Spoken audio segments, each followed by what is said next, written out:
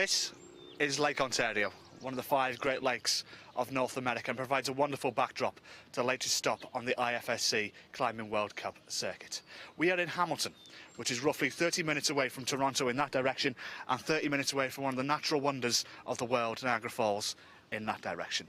You may not have heard of Hamilton, but if you've heard of the movies X-Men and Incredible Hulk, they were filmed in this great city. But the big blockbuster that everyone's come to see this time around is 70 of climbing's leading athletes, as they have come here in search of Bouldering World Cup glory. Welcome to this IFSC Bouldering World Cup here in Hamilton, near Toronto, Canada. And it's a very good afternoon from me, Johnny Bryan. Welcome back to the Gravity Climbing Gym here in the heart of Hamilton, Ontario, Canada. As I said in my piece to camera, we're in between Toronto and Niagara Falls for this IFSC Bouldering World Cup. And what an atmosphere we have here in Hamilton in Canada. It can only be described as electrifying, and it's only qualifications day. It really is. This morning we had the women doing their qualification, and it was very much a spicy affair. All the big names went through, no shocks. But this other men's lineup, and there we go. Number one, the war number one, Sean McCall. He will come out to a deafening reception very shortly. Gigi Monde, Jakob Schubert, Rostam Galmanov, Jan Hoyer, the recent winner in Innsbruck. Kilian Fischerber's here as well, as is Jörg Verhoeven, Thomas Callion, and Tezuku Hori. The last time there was an IFSC event in Canada, he won it. Jonas Kruder, Ray Sugimoto, Jonas Baumann, former winner, Lucas Enemosa, Clement Becken's here as well, as Mauricio Hertel of Mexico, Francis Jeremy Bonder, Stefan Scapari, the only Italian entrant, then the Brits, Ed Vihali,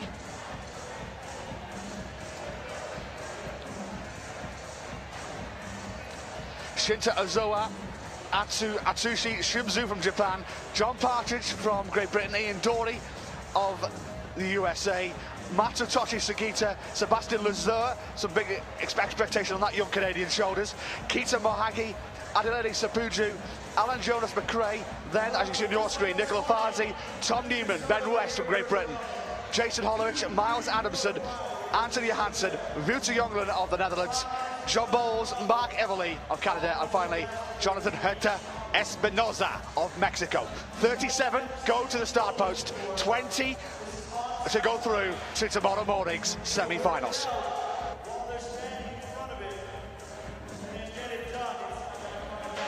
And this is what awaits them. This is the test of 5 problems. That is problem number 1 for the men.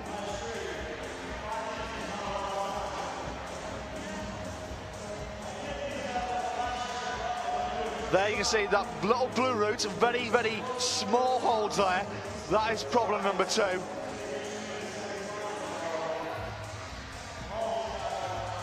Last minute preparations being made to all these problems in the last few moments. The MCs are keeping the crowd warm. This is problem number 5. This is what they'll finish on. The top there, you can't really see it on your screen, but it's right at the extremity of the top of your screen there. You can just see what the IFSC sign there, and this is what the Gravity Climbing Gym looks like. Now, to give you an idea where we are situated in our commentary position, myself and producer Mike, we are 20 feet below where these guys are. All these are raised. These are raised platforms. Those bleachers there, they're about 20 feet, 25 feet from the roof. So when you hear noise being made from this crowd, it is deafening. And that's what we're going to expect in about a minute or so from now. In fact, 45 seconds or so, when Sean McCall gets on the wall, you will hear a definite silence. I can see McCall, he's just walking up the stairs, as I can see right now, and he'll be number 1 out.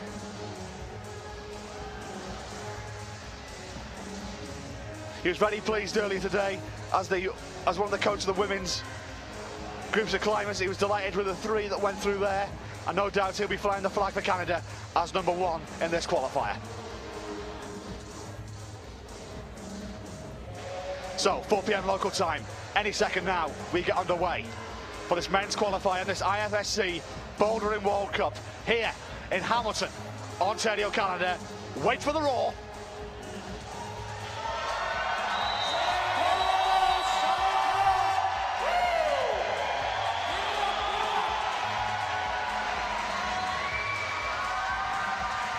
And right on cue, the Canadian sports fans here.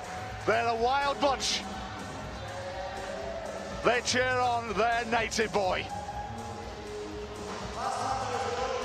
Sean McCall from Canada. 25 years of age, the world number 2. He won a bouldering title only a few weeks ago out in Slovenia, in Drogomar. 4 World Cups to his name this year that he's taken part in. 9th in Milan, 7th in Kitzbühel. Did the business out in Drogomar, coming first there, and reached the final in Innsbruck, where he got 4th place.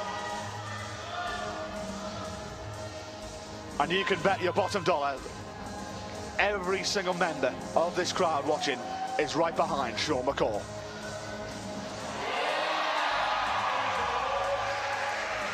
In fact, you don't need me to tell you that. It was a definite atmosphere for the Canadian climbers here this morning. And it's going to be just as deafening for their native son. McCall gets the top on his first attempt.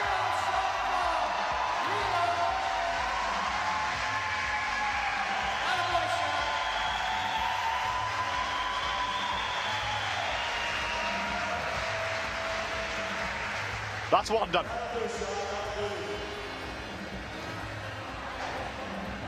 An enthusiastic bunch here in Canada. And no doubt you'll see that over the course of these qualifiers, as there are 7 Canadian climbers taking part this afternoon.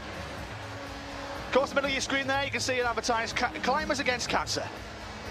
I know John Ellison is right behind this, and it's a thing close to his heart and close to many climbers' hearts here, and I hope all you watching at home can get behind that as well.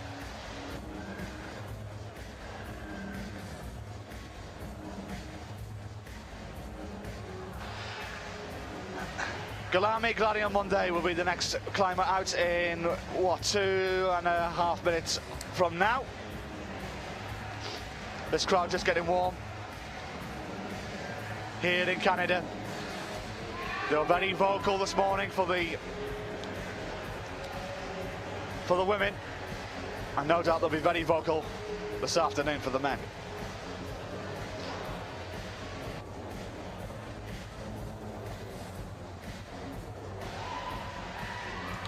"37 climbers in all will take to the wall this evening." 37 is a lot. They're only in one group as well, they're not split down the middle. And just to remind you, of course, you know the rules by now. The top 20 go through to tomorrow's semi-final. Just to remind you, get on Twitter.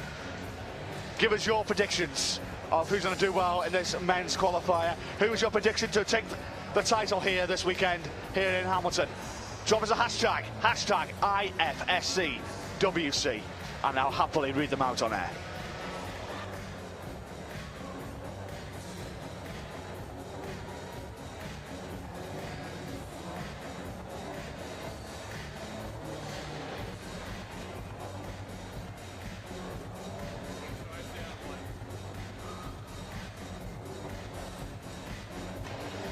Of the 37 on show, 8 have won a World Cup title in the past.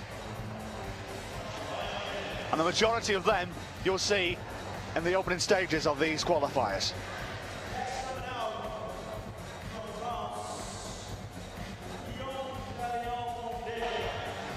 And the second is just coming up the steps right now. 30 seconds to go before we see him. The 26-year-old Frenchman. You can just see his bouffant of hair there in the bottom right of your screen.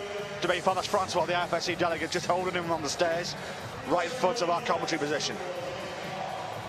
Weather, I should mention the weather as well. If you didn't join us for the women's earlier, it was hot and humid in here.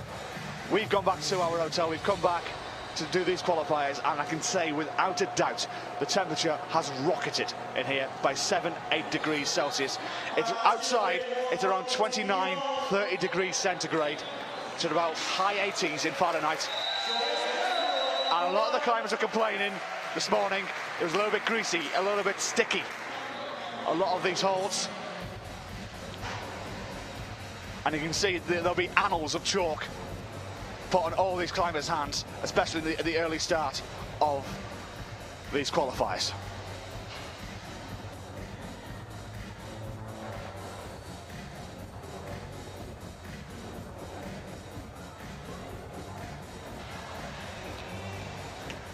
Gigi Monday, 26 years of age, the world number 4, 2 World Cup titles to his name.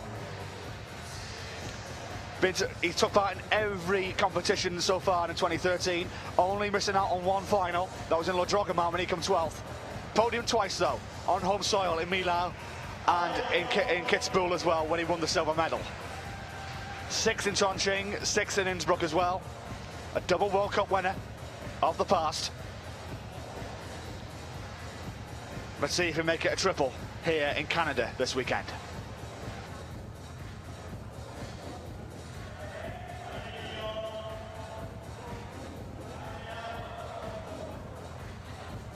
And that was not the start he was looking for.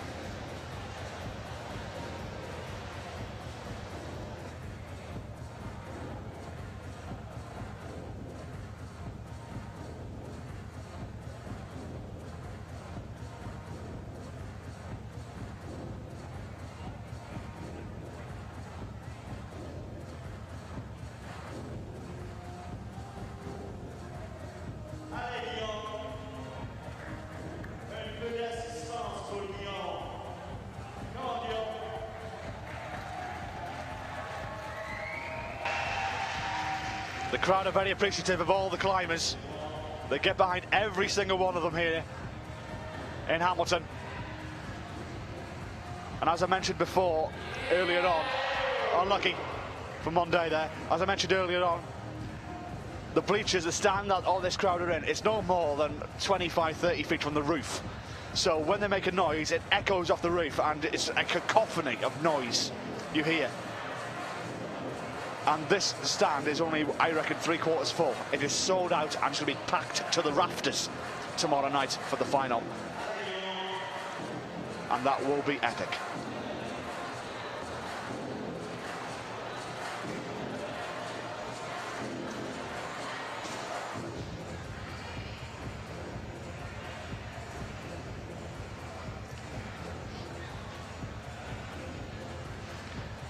A little bit of a shaky start here for the Frenchman.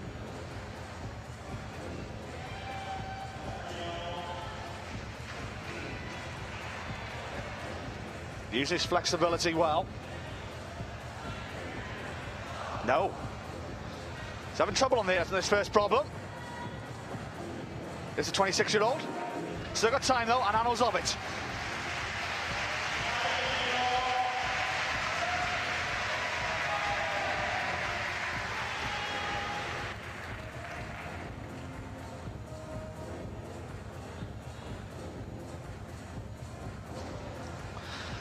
That's a difficult problem, this first one. What's your opinion on it?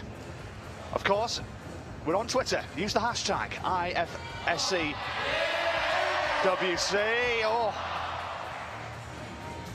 disappointment for Monday.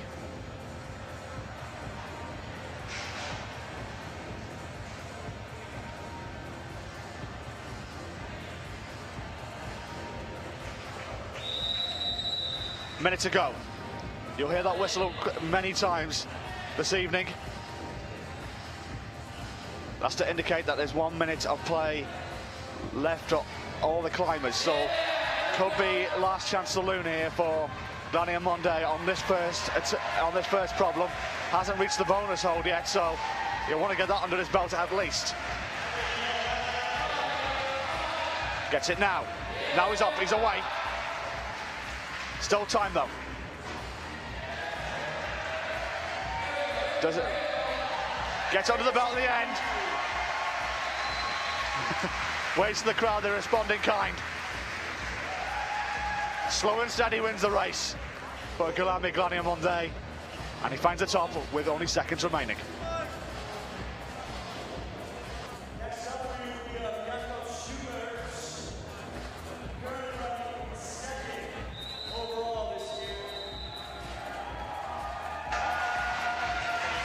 That cheer you hear, Sean McCall's back on the stage. Do you remember Jakob Schubert? The 22-year-old World number 5 in bouldering, of course. A magnificent lead climber. Double World Cup champion in bouldering, though. Winning earlier this year on home soil in Kitzbühel. But he's missed 3 finals, though. Second out in Chongqing when he tried to defend his title when he won his first World Cup there last year. 13th in Milau, 9th in La Droga, 7th in Innsbruck.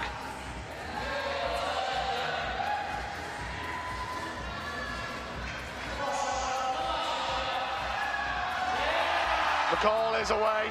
That's the noise you hear. Funny little story, I bumped into McCall yesterday in a supermarket of all places.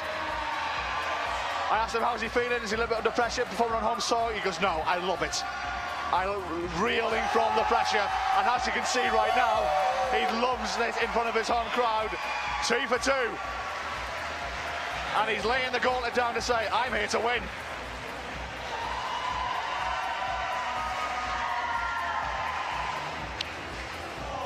Well, he's flashed both his first 2 problems in just over a minute.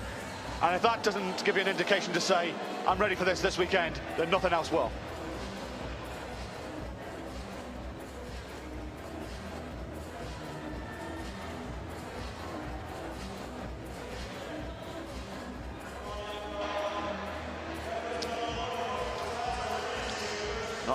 Missed attempt there from Schubert.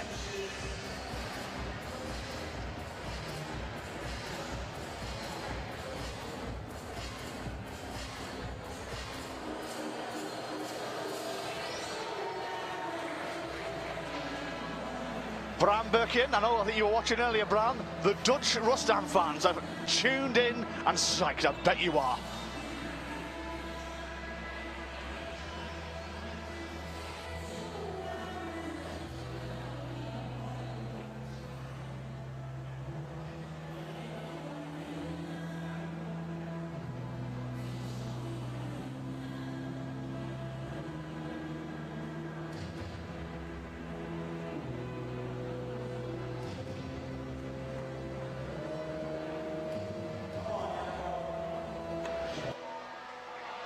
Right, Schubert is away.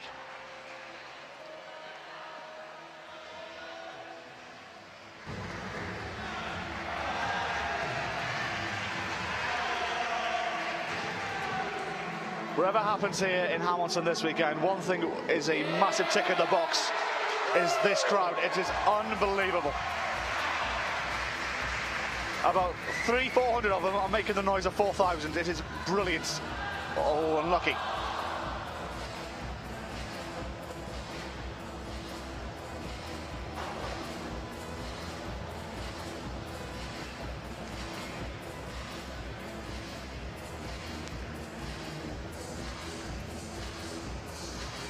.90 to go. Of course, when a lot of these climbers finish their qualifying, and they finish the 5 problems, a few of them will come down and have a chat with me here in my commentary position just to the left of the wall, down the stairs, before they head back to their respective hotels. And if you have any questions for any of the guys, no doubt Sean McCall will be the first one out. He will join us shortly after his 5th problem. Drop it on Twitter, IFSC, WC, hashtag, of course.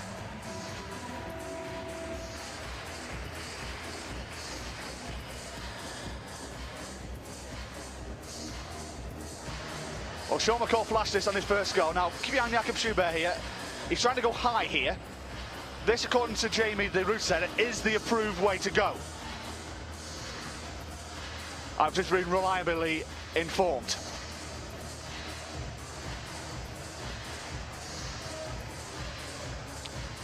Schubert, clock is his enemy now, 23 seconds to go. He's just having a quick look, maybe going to be a pass, I think it will be. Good attempt though from Jakob Schubert, but not the start he was looking for.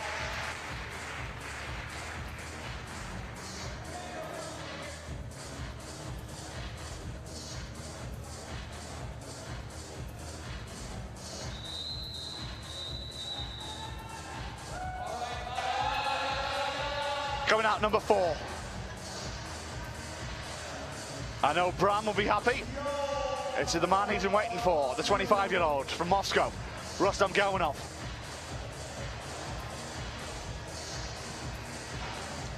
There he is, in all his glory. Galmanov, a four-time World Cup champion, made 3 finals this year, but not been the best of form. He's yet to reach a podium in 2013. 4th in Chongqing, 6th a few weeks later in Millau, 8th in Kitzbühel, 10th in Le Drogamar, 11th in Innsbruck. Getting a little bit worse for wear as the season progresses. But no doubt grabs a little bit of confidence Monday. Beautifully done. Beautiful dyno there from the Frenchman. And now he's away. He's off and running.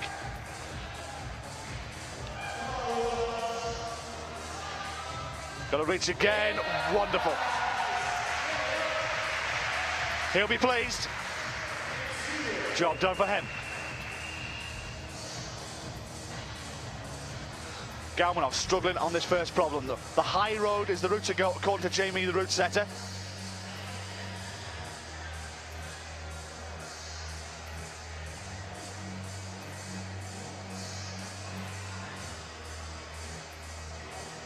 I've got plenty. Want to hear plenty of your thoughts as well. Hashtag IFSC WC.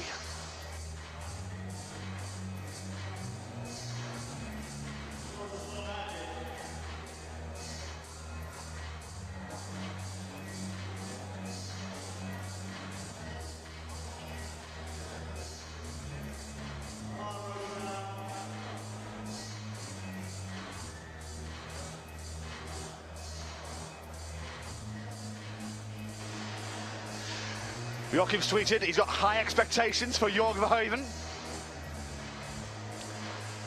And he also states that Sean McCall made problem 1 look so doable. The next contestant seemed to have a little bit more difficulty with it. Well, indeed. You're absolutely right there, yeah. Joachim.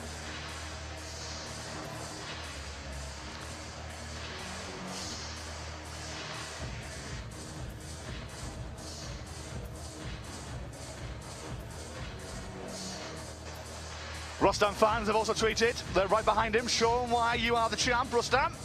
Dyno like a butterfly, campus like a bee. I love it.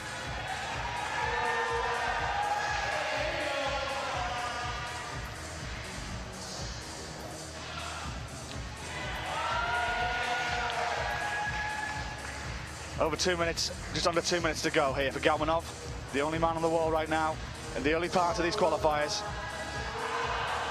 No.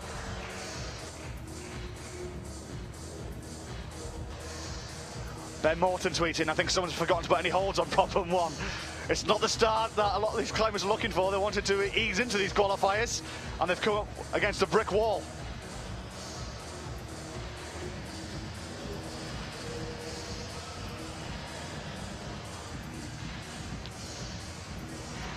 There's a quick changeover between the women's qualifiers and these men's. I think 2 hours the route setters had to get these routes ready. Jamie, the English route setter from Liverpool. Fantastic city that is in England. He was the one providing the exam paper for all the 37 climbers in these qualifiers. Galmanov, under a minute. Struggling on this first problem.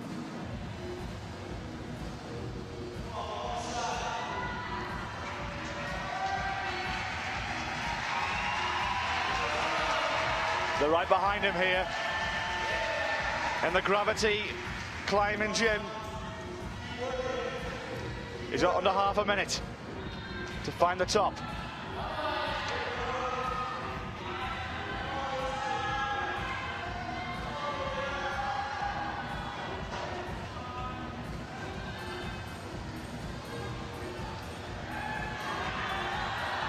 No, so near yet so far for Galmanov. So, not the start he was looking for.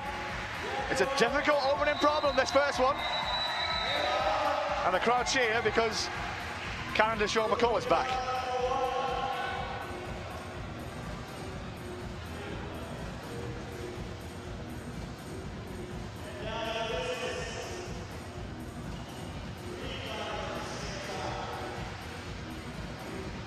So McCall just eyeing up this third problem. Jan Hoyer from Germany also out in the arena.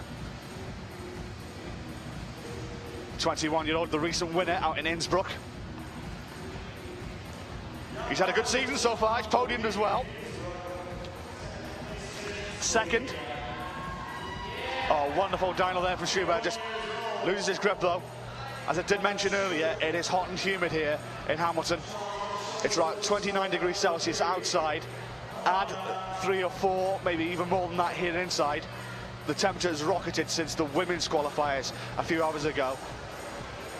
And this will make you laugh, there was a thunderstorm about 90 minutes ago as well. So it's really humid in here.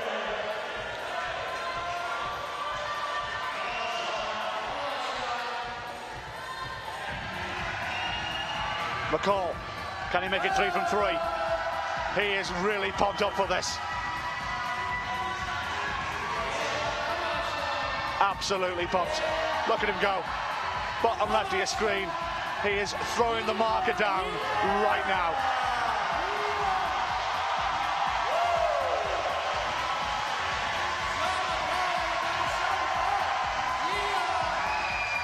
He's topped the first 3, and you can swear this crowd has thought he's won it. Absolutely on their feet they are here in Hamilton. They're a rowdy bunch, the Canadian sports fans, and we love it. Schubert tops, well done to him.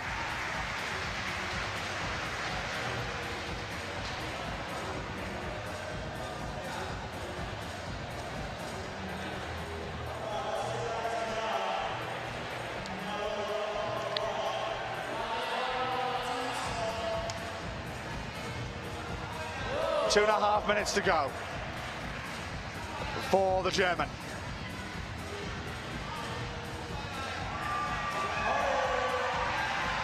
So look at the 21-year-old do. This has been very much a difficult problem, this first one.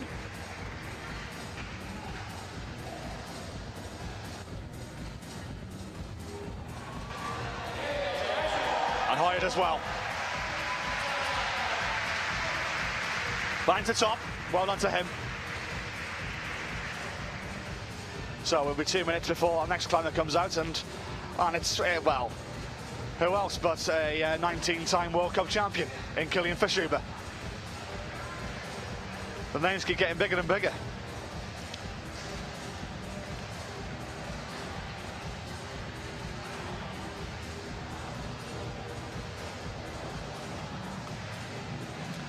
Great crowd here this afternoon here in Hamilton. They've packed this gym out. And it's sold out tomorrow as well. What an atmosphere they're creating. It's nothing I've ever seen in a climbing event, and I've covered a few in the past.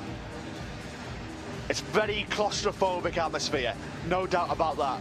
You can see how close the audience are to the climbing wall, and they're so close to the roof here as well. They are above, you can probably see there on the side of your screen, just a little there, before we went out of shot, of how high they are off the ground. It's a good 20 feet off the ground they are here at this Bouldering World Cup here in Canada. Now I'm in a little bit of a fortunate position where we're commentating from. We're on the ground floor commentating on the left-hand side of the wall, and it's warm, it's sticky down here. The temperature's gone up at least 4 or 5 degrees in the last few hours, but it's still manageable. However, of course, you guys don't know your science as well as I do. Heat rises, and on that wall, which is about 15 feet above where I'm sitting right now, it is warm, it's clammy, it's sticky out there, and it's testing conditions for all of these climbers this evening.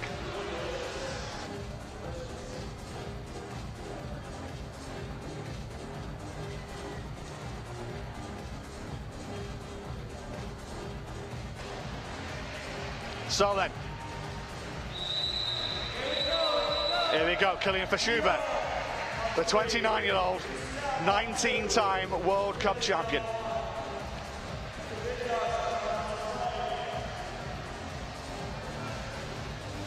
Winner out in Millau earlier this year, third in Innsbruck as well.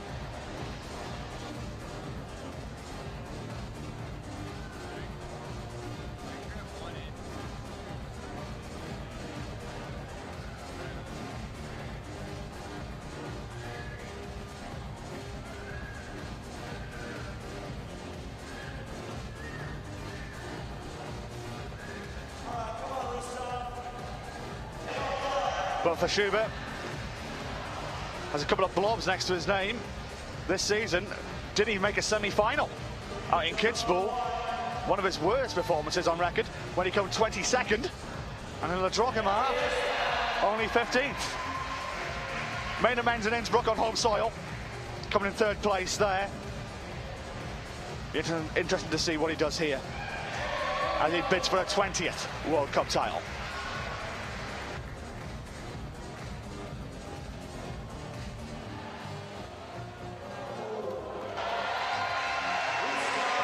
Galvin off tops.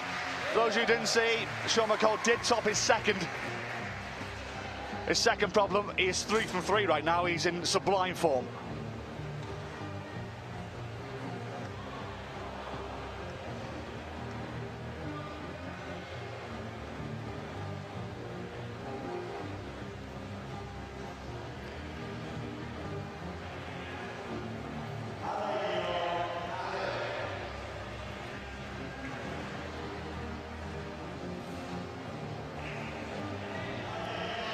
It's a great atmosphere here in Hamilton, and the furnace that is this gravity climbing gym. Monday on the bottom left of your screen, attempting problem number 3.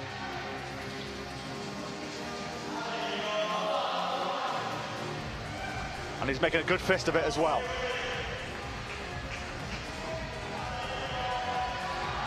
Unlucky there from the Frenchman. Company will be asking, where is young Daniel, who's usually in the chair, taking you through these climbing events as he has done all year superbly? Well, young Daniel Finn is at a wedding. He's at a family wedding. My name is Johnny Bryan. I've covered climbing in the past in 2012, and I'm here covering for the great man as he has to be representing himself at a family wedding.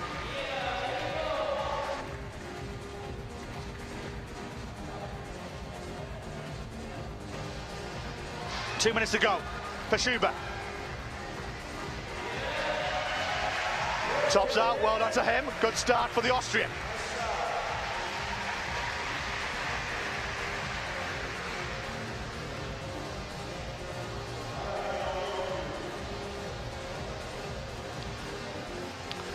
Now, Sean McCall will come out in 90 seconds time on the 4th problem. And I'm not sure if he's got a dinner date set or something along those lines, or he's going to get out of here rather sharpish, or if he's got a car parking fine that he has to pay if he doesn't get out of here in the next hour, because he's on fire at the minute, is the best way to describe it. He's in a hurry to get out of here, and a lot of people seem to agree with that on Twitter, that he's maybe under the impression he wants to show off to the home crowd a little here, and he's doing so right now. He's top of the standings, 3 tops and 3 attempts. Superb.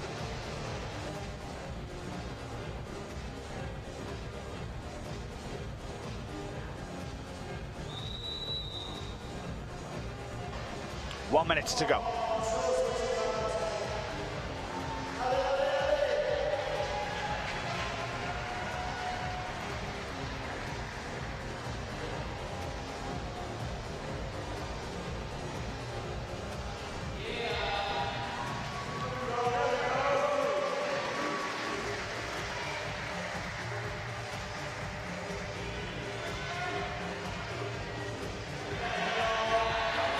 Monday being cheered on from the crowd.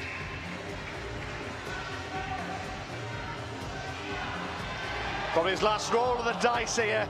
So near yet so far. Still a rueful smile from the Frenchman. He waits for the crowd. And they get a polite round of applause for the Frenchman.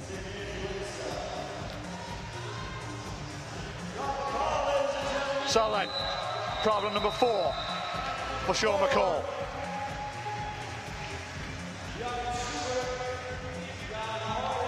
Now, place your bets now, please. Will he do this in one go?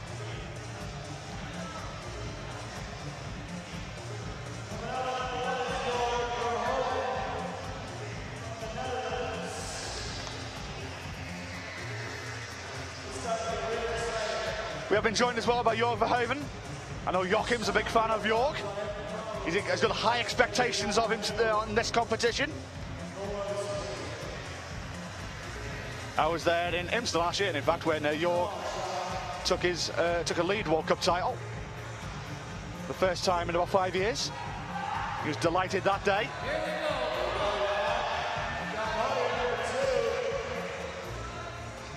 Second is his best ever finish in a bouldering World Cup. That was 6 years ago in Halle in 2007. Made 2 finals this year though, 3rd and 5th, as the German tops out. Now McCall, keep your eye on him there, in the orange shirt. Here we go again.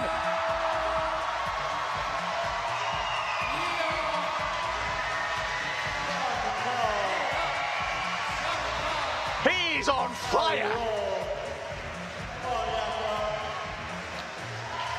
4 for 4, and it's only qualification day.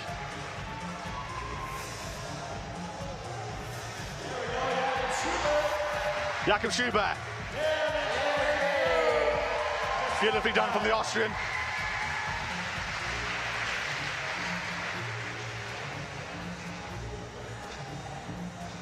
So only Jörg Verhoeven now, the only climber on the wall right now. It's been breathless stuff, this first half an hour of these qualifiers. I think so many people are speechless with how well Sean McCall is climbing.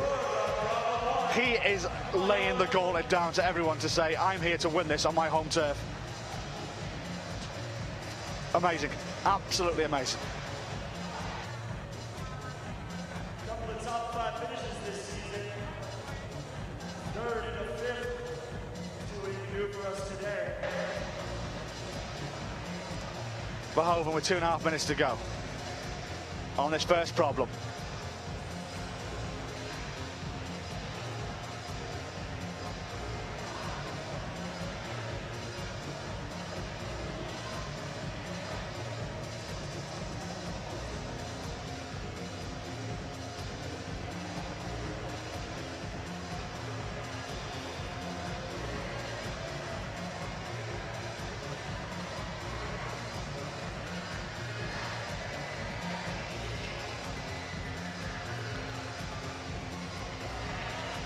Two minutes to go for Verhoeven. I'm just looking on Twitter at the response of Sean McCall. It's amazing, absolutely amazing.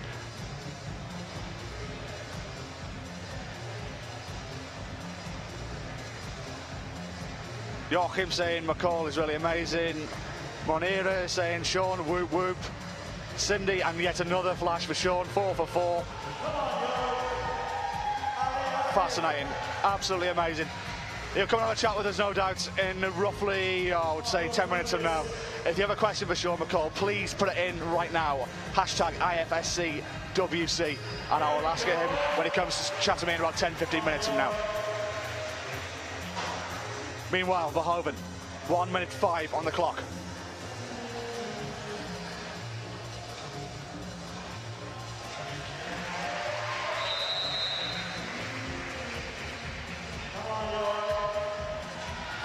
Good start this from Verhoeven. He's recovered well here and finds the top on this typical first problem, must be said. And Jörg does well. Steve Barker tweeted, he says, and with that, I call a 5th flash in about 8 minutes. Go Sean McCall.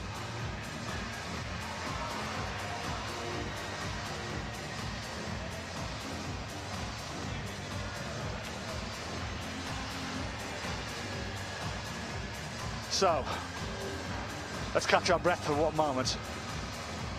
8th climber to come out, Thomas Callion from France. He'll be coming out in 11 seconds from now to start his campaign here in Hamilton.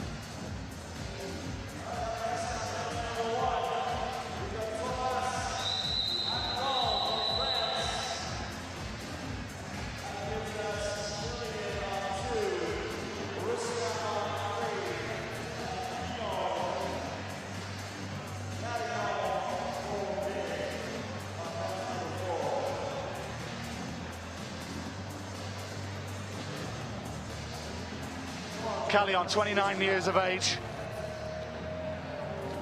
The world number 13. 5th seems to be a stumbling block. He's been 5th in World Cups on 4 occasions in the past, including once this year out in Chongqing in China. has yet to make a final since then. 14th on 3 occasions and 13th last time out in Innsbruck.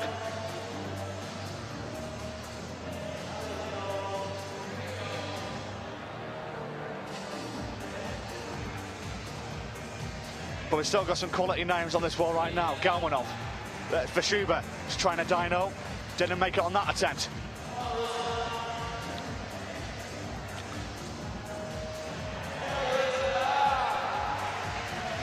Galmanov doing well here in the bottom right, bottom left of your screen, should say, as is Gladian Monday. He finds the top on that 4th problem. It's been a good afternoon's work for the Frenchwood so far. Galmanov, can he find the top here on this 3rd problem? Looks good to me. Looks very good. Well done to the Russian. Beautiful dyno from Vashuba on the top right of your screen. And now he's underway.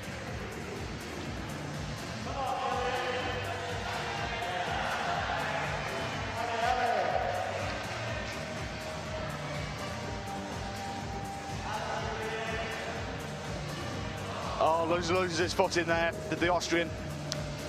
And just pointing that out to one of the volunteers here, just to brush away some excess chalk from them holes.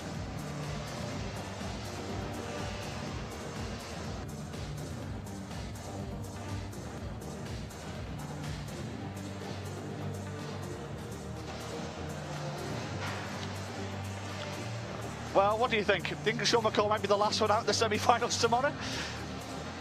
On this evidence so far, it's been exhibition stuff from him so far, it really has. And we'll see if he makes it 5 from 5 in 2.5 minutes from now. A perfect 5.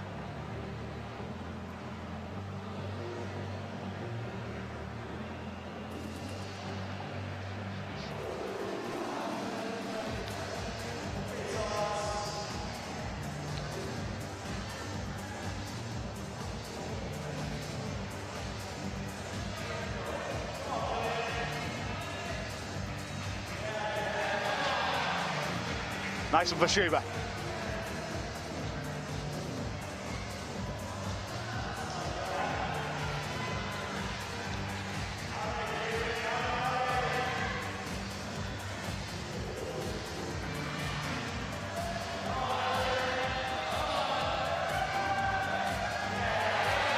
Beautifully done from Vashuba, well done to him.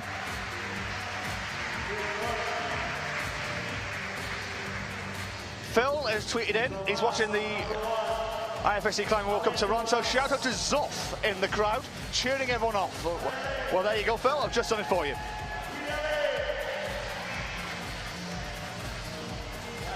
Minute 18 to go for Thomas Callion.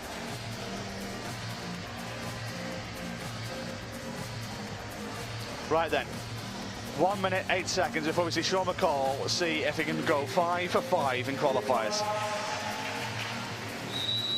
Minute to go for Callion. It's good effort this from the Frenchman.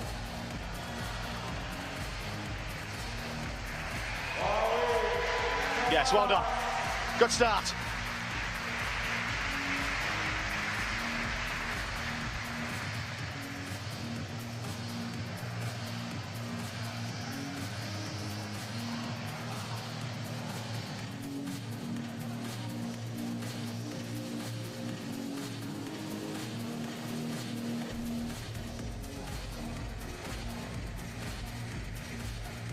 We got up for the last time tonight, don't you?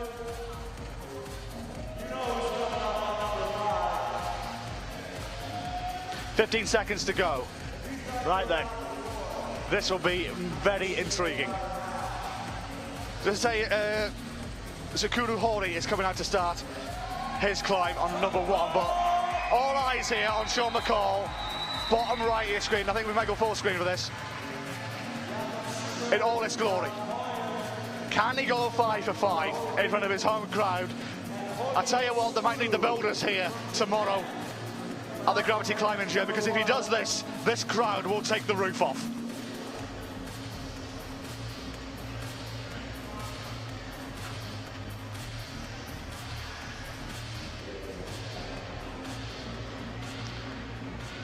See Schubert, Hoyer, Verhoeven and Hori just get underway, but we are going to concentrate here on McCall.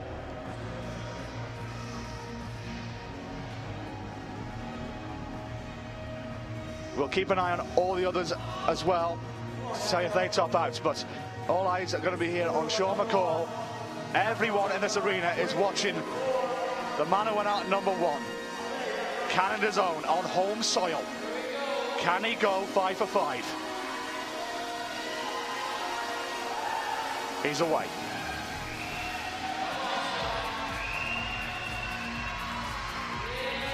Oh, look at this, look at this.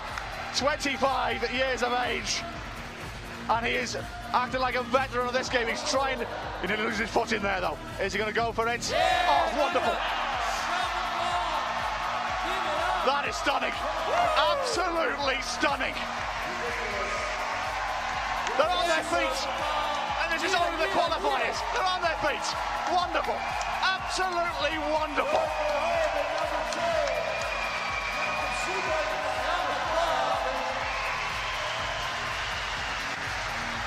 What can you say? Words cannot describe how good that was.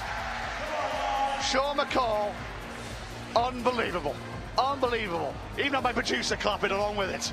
That was sublime, superb. Superlatives cannot describe how good he is. I take my hat off to you, sir. Beautifully played.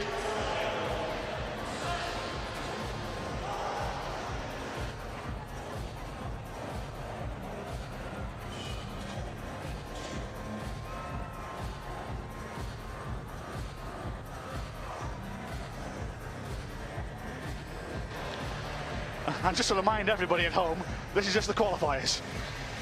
Imagine what it would be like if he won the thing on Sunday night. Unbelievable. But I've never been, like, I've covered climbing now for what, 12, 15 months. In and out, covering downhill when he's not available, and I've been doing a few as well. And in the 7 or 8 that I've been covering, I have never seen that at all. For a crowd to be on their feet for a qualifying run, that is incredible. Absolutely incredible.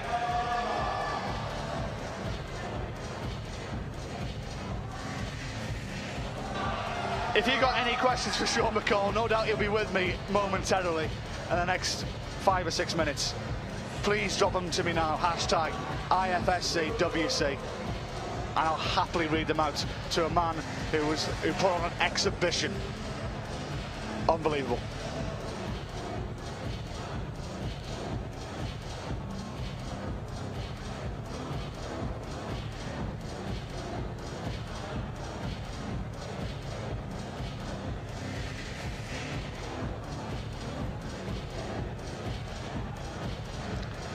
In the meantime, we still have some qualifiers still getting underway.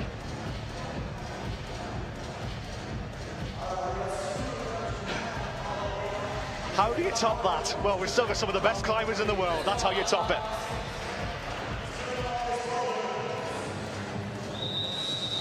Sean Deligo says he's mesmerised by the Sean McCall show. You weren't the only one, Sean. Cindy says, allez, Sean.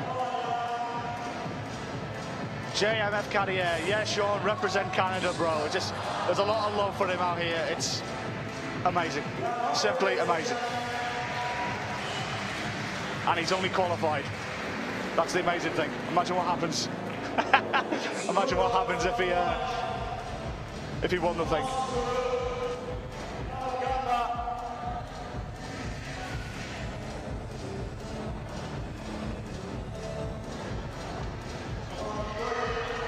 Horry just struggling on this first problem. And looks like he may be passing on it.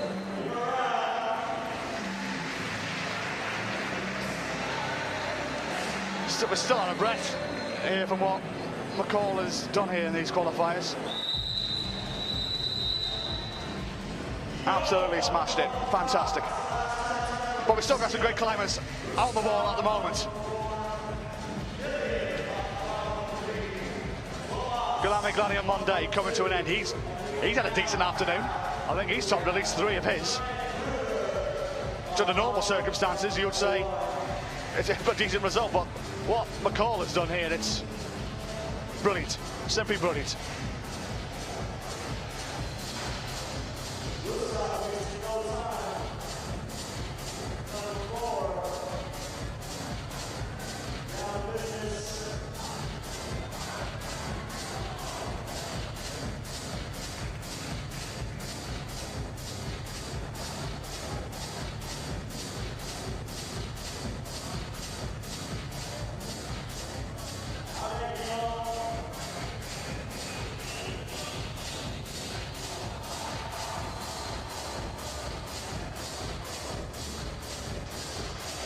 a minute gone for all of these climbers. Janez Kruder from Slovenia has come out to join this party. 22 years of age, fourth on 2 occasions, made one final this year, earlier this year, out in Kitzbühel when he came in 6th place. And the crowd are right behind Fischuber at the moment as he looks to tackle this 3rd problem.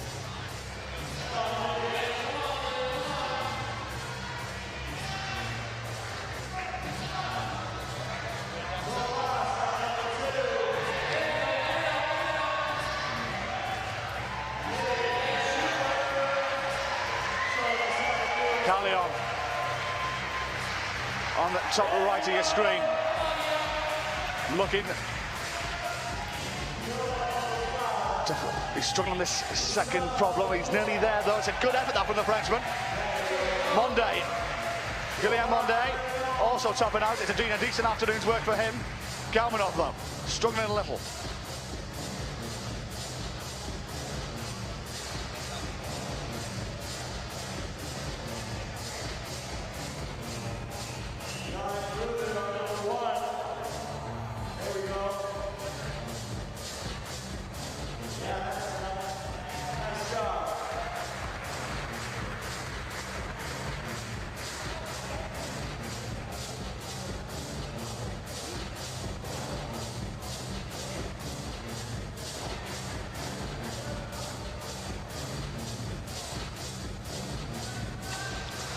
Two minutes to go here for Galmanov.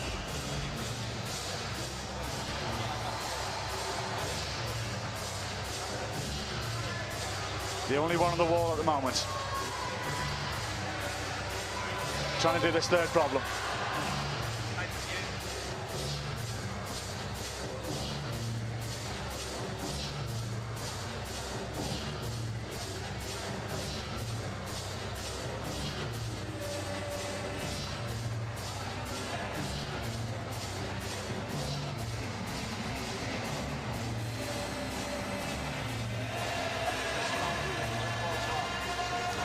Give you an idea where we are right now with the ones who are finished.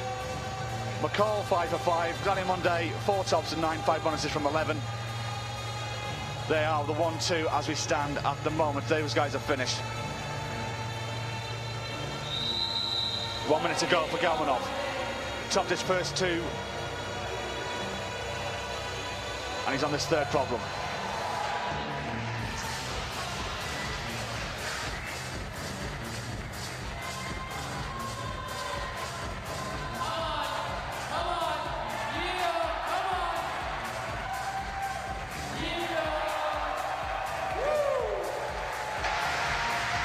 Well, I've just stood up from my commentary position because Sean McCall has just reached me. He's just got changed. He's just had a moment for a little bit of a breather.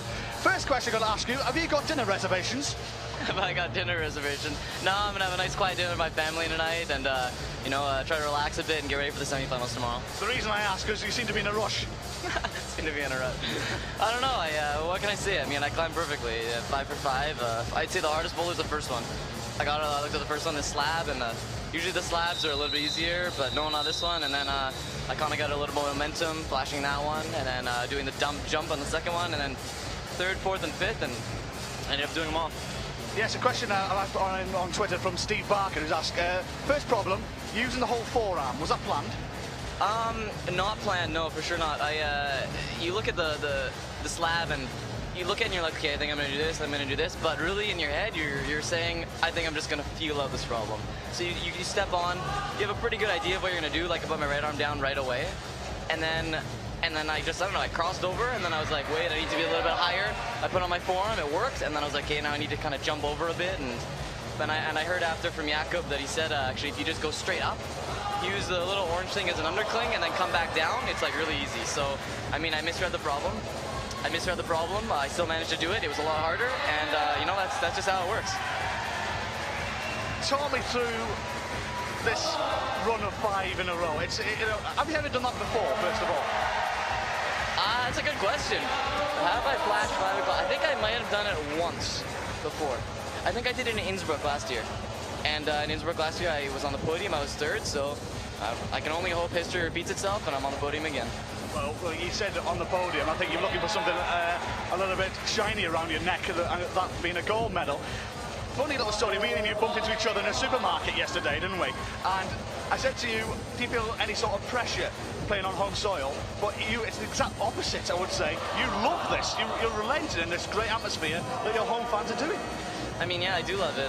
Just like I told you, I don't personally feel any more pressure. I almost feel just an urge just to perform. I mean, from being really little and competing, I love competing. Like, I've been doing it over half of my life. And all the pressure that makes it hard comes from myself. I mean, all these people here, I just know they want me to succeed. It's me that wants to make finals, and having the crowd behind me, just lifts me up a little bit more. It makes me just want to do that much better. I mean, some of my best results, I've been over in Europe, and a couple of my basketball friends, Ben and Kevin from my school, they came over, and I really wanted to prove to them that what I was doing was cool. And so I made finals, I came second, I almost won, and it was really cool for them to see. Well, you won earlier this season. How much confidence has that given you coming into this? I mean, more than you can imagine. I was on the podium 7 times before I had won, and then I was in finals another, I think, six times where I wasn't even on the podium. And it just make me realize that, you know, if I have a really good climbing day, especially in the finals, I obviously have to make the finals, but if I make finals and I have a good climbing day, I can win.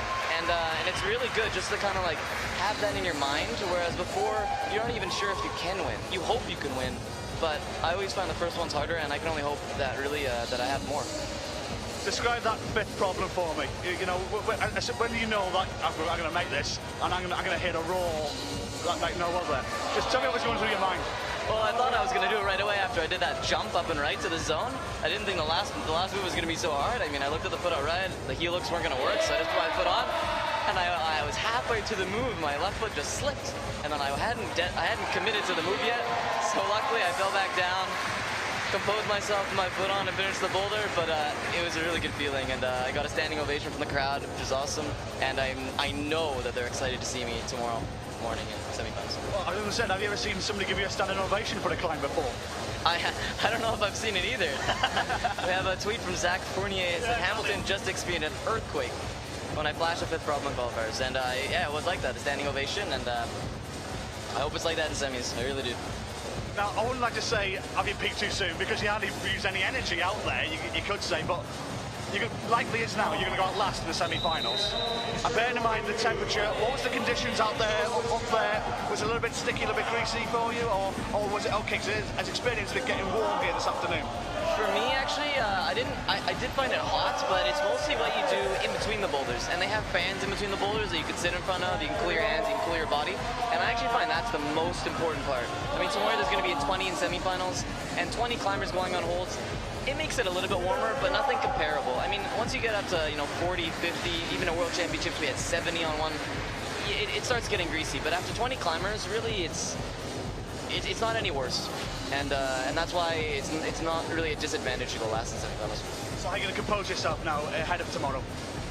Go home, relax, play some video games, go on my computer, watch a movie, I don't know. Just relax and focus on climbing like I did tomorrow, but just like I know I can. Are you going to watch this back? Are you going to watch this back? Are you going to watch those 5 climbs that you did? Oh, for sure, yeah. I'll save that one on YouTube. I'll post it, and I'll probably look at it tonight. Sean, what can I say? It was an exhibition stuff. It really was. It was wonderful to watch. Many congratulations, and I'll see you tomorrow. Thanks, and I wish all the other Canadians good luck in this qualifying round. Wonderful. Sean McCall, gentleman that he is. Great to see him.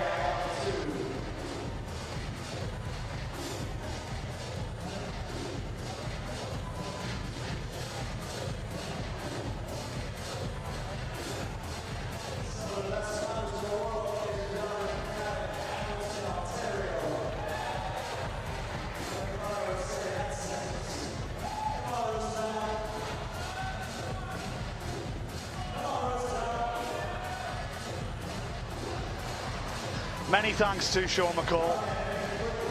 As I said, it's something I've never seen in a climbing competition before. Somebody getting a standing ovation for qualifying. It's remarkable, absolutely remarkable. I think it could be, it is definitely, like, it's a perfect game that he did in qualifying. Nothing better than that. It was absolute perfection. He'll be in tomorrow's semi-final, and there will be a raucous crowd here to cheer him on. In the meantime, back we go. We have plenty more climbers, world class, who are here fighting it out for bouldering gold in Canada.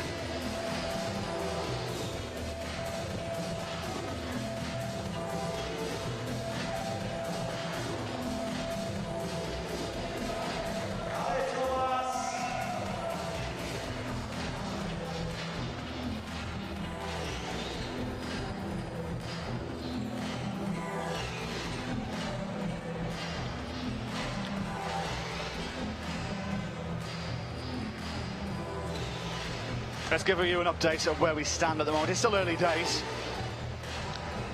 Sean McCall, 5 tops and 5. His work is done. Gillian Glady on Monday, second place, 4 tops and 9, 5 bonuses from 11. Jakob Schubert, also done. 4 tops and 9, 4 bonuses from 8. And Rustam Galmanov, you just see there, is topped out in the last boulder. So that'll be 4 tops from him out of the 5. And I'll see where that puts him shortly. Indeed, it puts him in 3rd place. 4 tops from 9, 4 bonuses from 6, and just dumps Jakob Schubert to 4th as we stand right now. Plenty of climbers still to come though. 37 in all, and we'll be on air for the next, I reckon, next 3 hours to cover each and every one of them.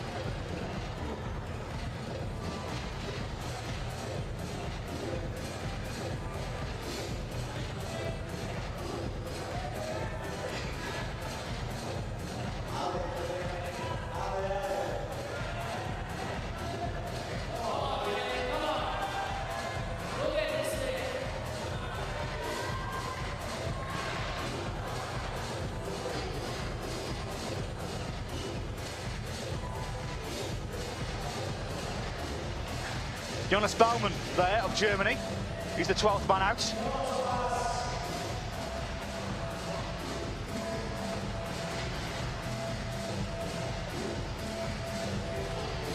Baumann, a former winner on the World Cup circuit.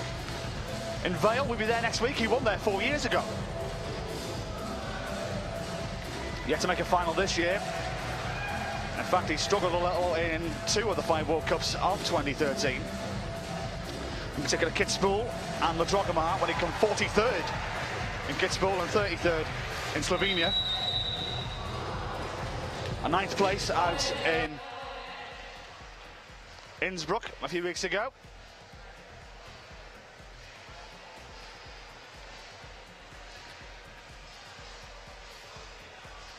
And this is for Schubert. I think after all the fun and games we've seen from Sean McCall, we've forgotten that he's a 19-time World Cup champion, taking part this time as well.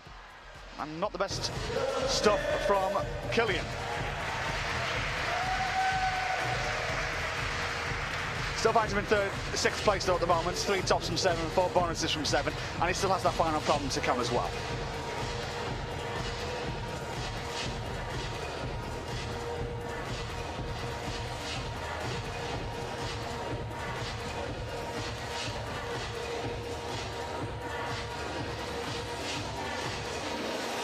Just to give you an idea, like you can see on your screen there, now that bouldering wall is not on terra firma, that's not on the ground floor. It's above offices, the changing rooms, it's above the administration area here. It is roughly, but when I'm looking now from my commentary position up, I reckon a good 15 feet above the ground. Then, so they have to come, when they leave the bouldering wall, they're going to go down the stairs, and their isolation area is at the bottom of the stairs here, where they've got some fans there to cool themselves off. So that's how Sean McCall said he kept himself cool in between climbs, and not when he's up there in the heat of battle. When I say heat of battle, it is very warm up on the bouldering wall because it is hot here, it is very humid here. They've had a heat wave here in this part of the world where it's been 29, 30 degrees Celsius. Sugimoto, a little fist pump, he's just topped out. As I said, it's 29, 30 degrees Celsius here over the last couple of days. It was baking hot here yesterday when we were setting up. Today, it's been a little bit cooler, but when I say a little bit, I mean a tiny bit. 3 degrees cooler, maybe. And right now, it's what time we have, 5 p.m. in the evening. The heat that hits the roof here gets released, you could say, as the day wears on. So it does get hotter in this arena as the day progresses. And especially with that roof being, what, 25 feet from where these competitors are climbing, it's not that far away. So they really are in their heat of battle, and they're going to combat all the conditions here in Canada.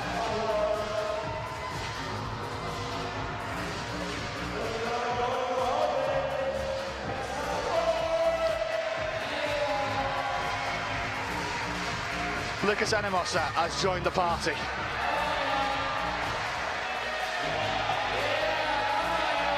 In the meantime, Hoyer to Germany. Well done to him, finds the top there. They'll give him 3 tops. And Hori as well, Japan, has also topped out on his third problem.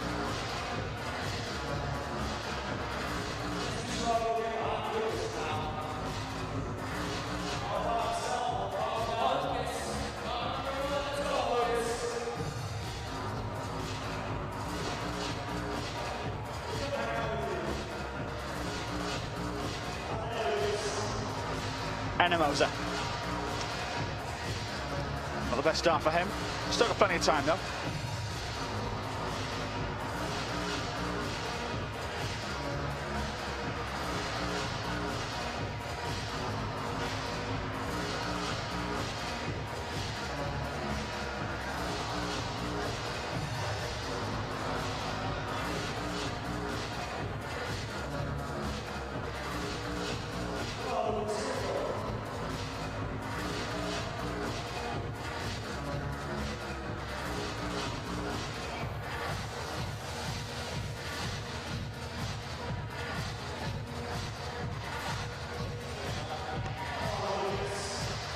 Lucas, the only climber on the wall, 1:45 on the clock, here to solve this problem number 1.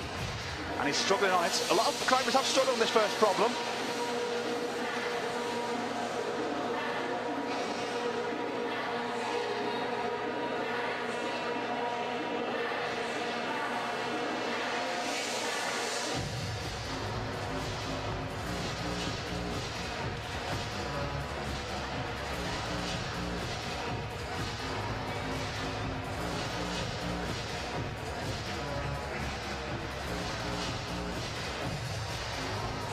So a minute to go.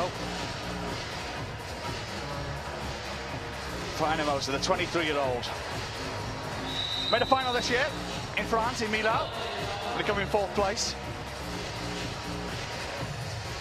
Best finished 2 years ago in Vienna when he came 3rd.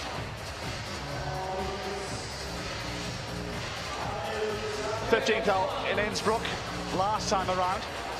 Struggled a bit in a couple of other World Cups this year when he came 33rd in Kitzbühel and 25th out in the Drogamar.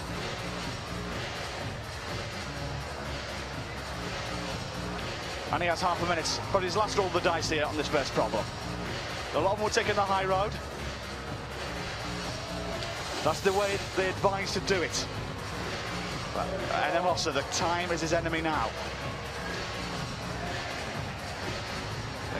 No. No, he's not pleased with that attempt on that first problem. But the crowd give him a polite round of applause.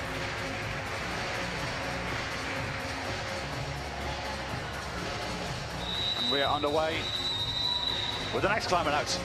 Clement Becken from Slovenia.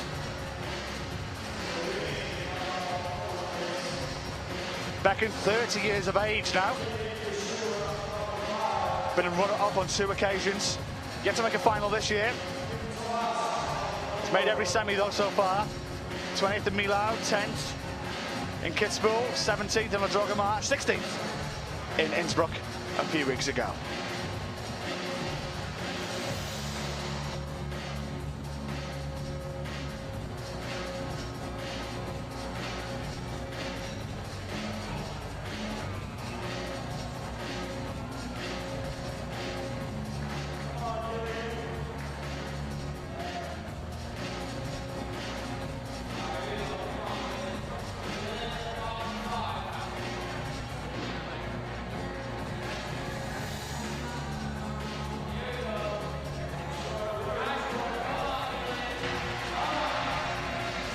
Verschuber goes out in style.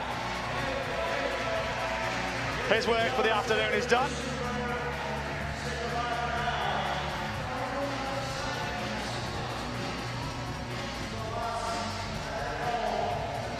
And puts him into third place.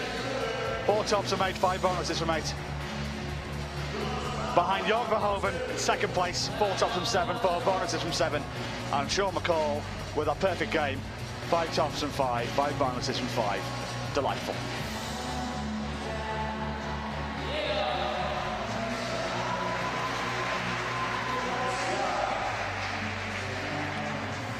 Kruder from Slovenia, topping out as well.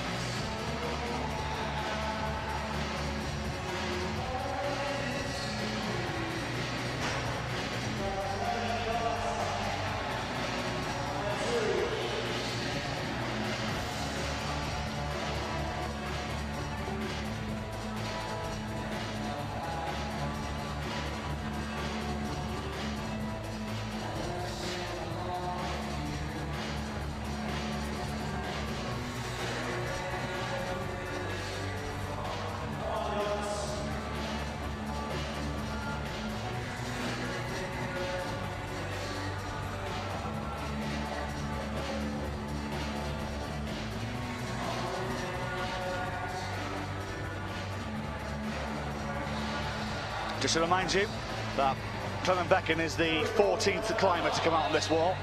We've still got another 23 to go to come out. A few Canadians to come. You expect this crowd to be very vocal when those gentlemen come out later on this evening. 8 minutes past 5 here local time. Beautiful dyno there from Baumann. Now can he make the most of it? Yet to score so far on his first problem. Didn't find the bonus or the top. But he's away this time.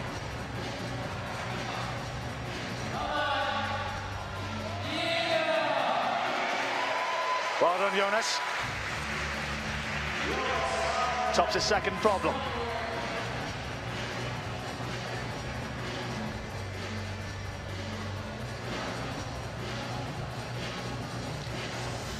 Kruder. Topped out his third problem. Callion there in the bottom left of your screen. Having a couple of breathers here. We're struggling on this fourth problem, as is Becken on this first problem, but he's not the first climber to struggle on problem number 1.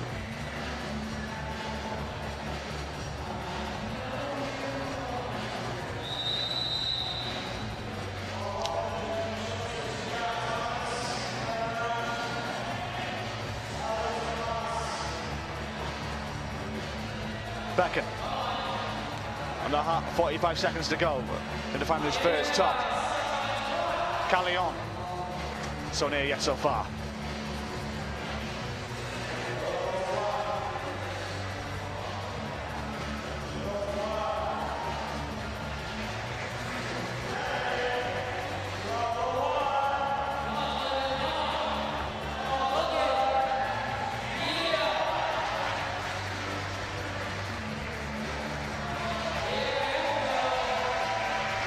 Well done to Becken. Did it just in time. So he'll be pleased with that first problem. It's out the way and he's on the scoreboard. Climber number 15 coming out. Mauricio Hector from Mexico.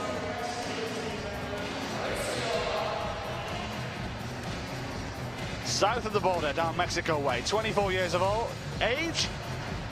3 World Cups this year. He's made 2 semi-finals. 18th and Le Drogamard and 20th in Innsbruck. Best of a finish was 11th in Vale many, many moons ago.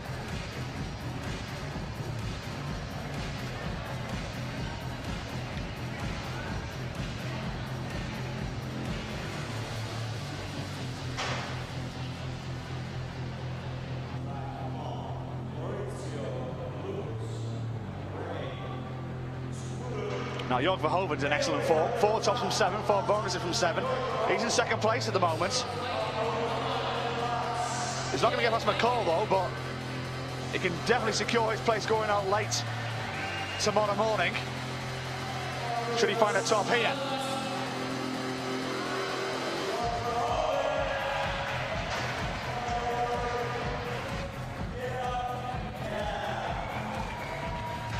And that looks like he has. Beautifully done there from Jörg Verhoeven.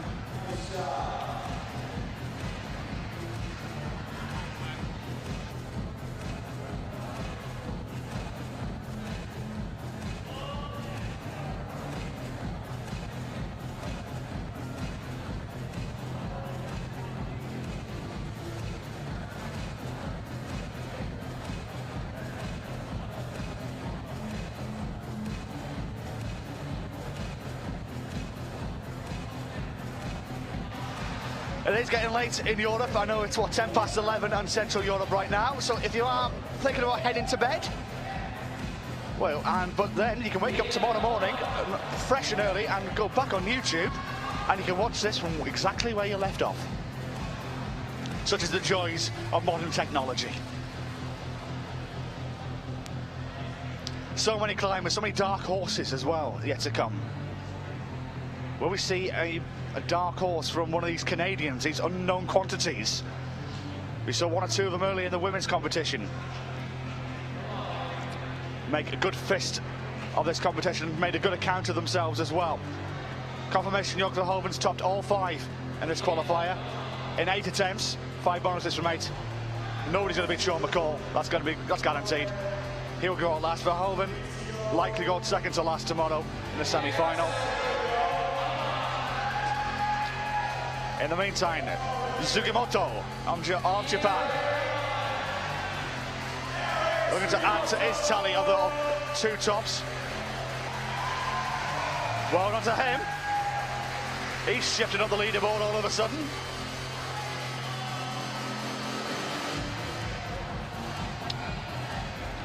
And that top will put him in 7th place. And he's still got 2 problems to go as well.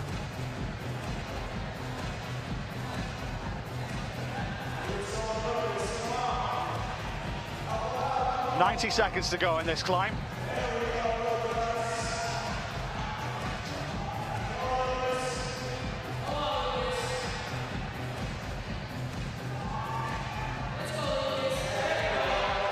Enamosa. Trying to give the crowd something to cheer. Unlucky. He had his fingertips to it.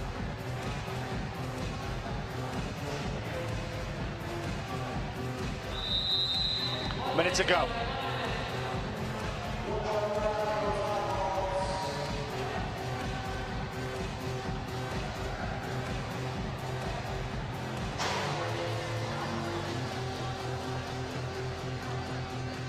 Joachim Bolte on Twitter.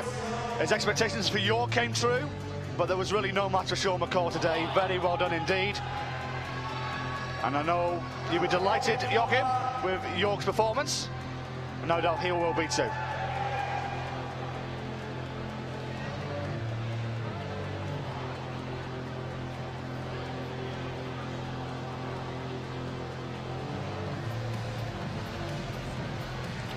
Nine seconds here for Herta on Mexico. I think it's going to be too little too late for him. 10 seconds to find a top here. And I don't think the best in the business could do that in that time, so it's going to be a blob on the scorecard for him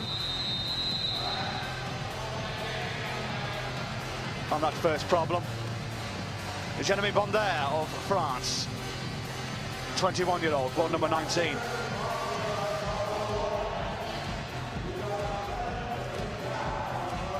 Made 3 semi-finals this year, 12th in Millau, 16th at La Drogamar, 17th at Innsbruck. Missed out in Kitzbühel. Didn't make the semis there, he came in 31st place.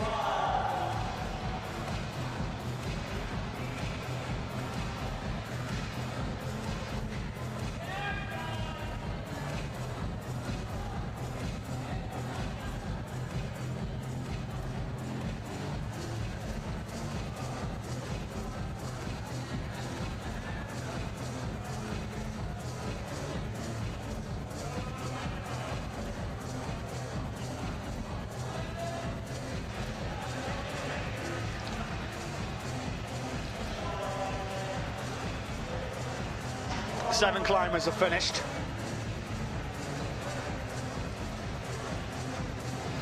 McCall in first place, Verhoeven in second, Fischer third, Daniel Monday fourth, Gamon on fifth, Schubert sixth. All those guys have finished. Joris Kruder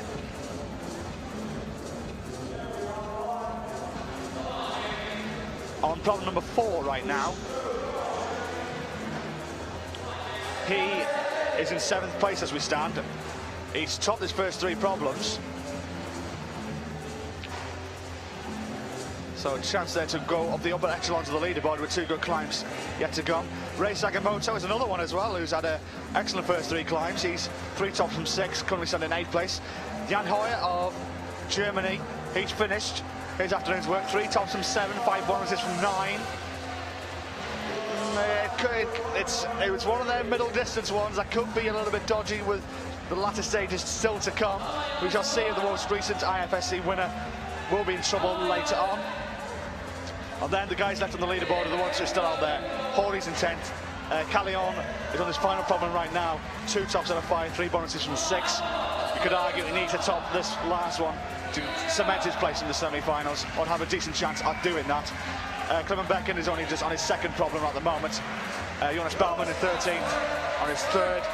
Lucas Enemosa in 14th. Jeremy Bonde and Manasseh Herter yet to score, and they've only just finished their first problems.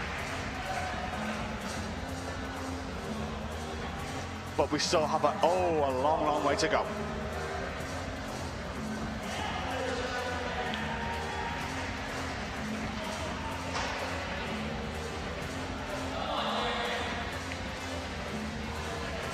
And just to the right of my commentator's position, we have a King Toddler who's just run in and grabbed a few lead climbing holds, and he's away.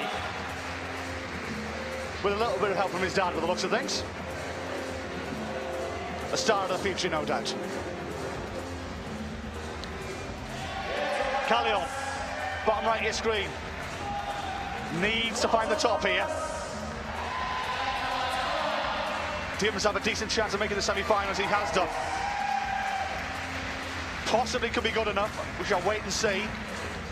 Still a long way to go though, and we've got so many unknown quantities to come in this field as well. They could make some exciting drama as this evening progresses. 5:19 here local time. We expect the last climber to go out roughly 7:25ish, we reckon.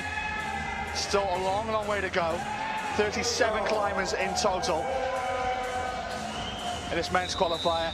And just to remind you, the semi-finals get underway tomorrow morning, with the final 5 p.m. here local time, 11 p.m. Central European time. Roughly 24 hours from now, we'll be underway in this final here in Hamilton, Ontario, Canada.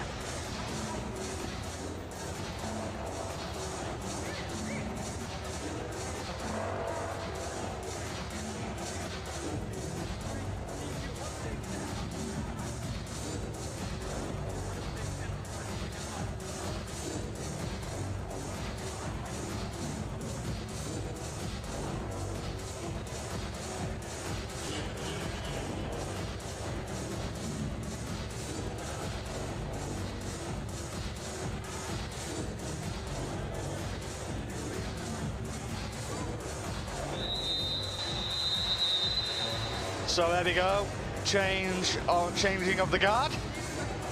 The 17th climber out, Stefan Scheperi from Italy.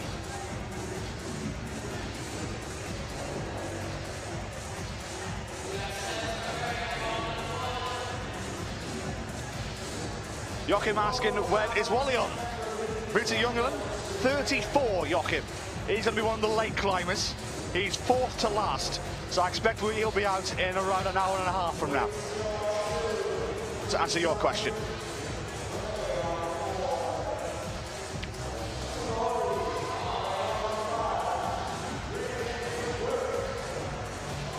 Herter trying the dyno there and finding the mat instead.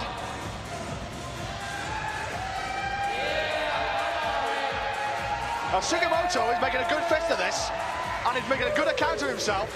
And all of a sudden, he's just creeping up this leaderboard, slowly but surely. And I think that might get him now into third place.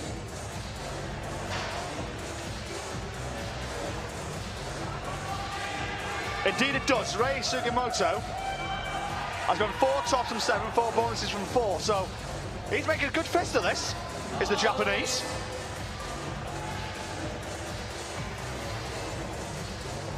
Fourth on 2 occasions. And the gentleman on the bottom right of your screen, Zukuru Hori of Japan, currently residing in 11th place. He has the fame of being the last man to win a bouldering competition on Canadian soil, doing so in Canmore 2 years ago.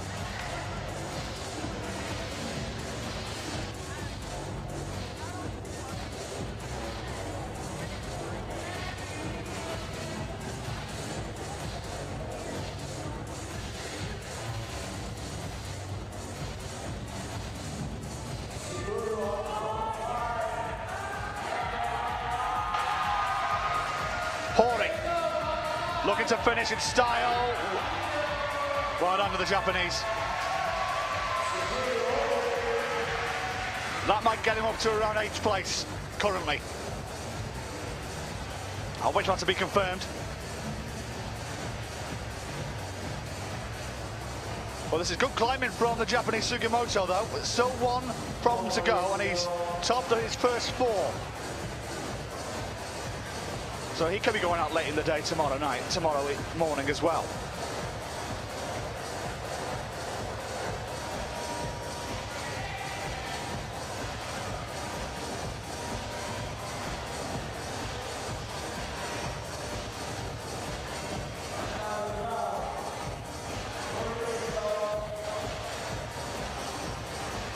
Enemos has been struggling here this afternoon, I should say. Hasn't yet to find the top yet. On his 3 problems, 2 bonuses so far though. Now Scapari from Italy, 22 years of age. Best finish a couple of weeks ago, in fact. He made the semi-finals, just missing out. He went out on the bubble in the semi-final, finishing in 7th place, just missing out on the final there. Made a good account of himself though, did the 22-year-old Italian.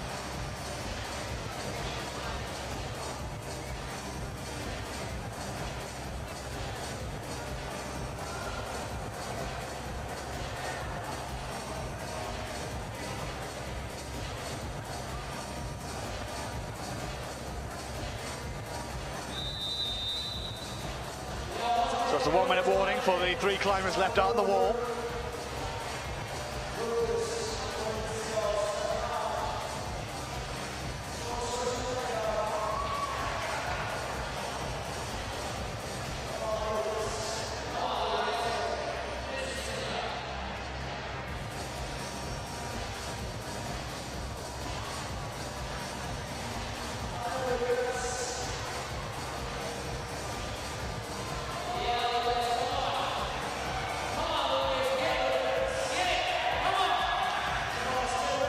Lucas Enemosa. The MCs are behind him. The crowd are behind him as well. He's got the dying embers of this climb, and that will be that for him.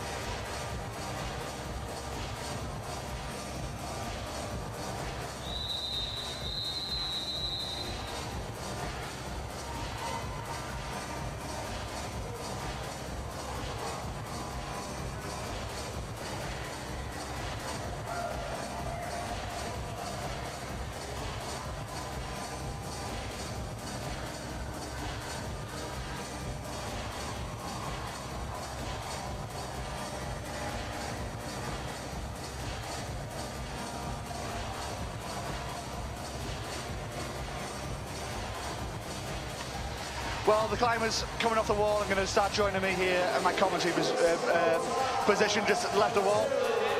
Jan Hoyer is coming to have a chat with me right now.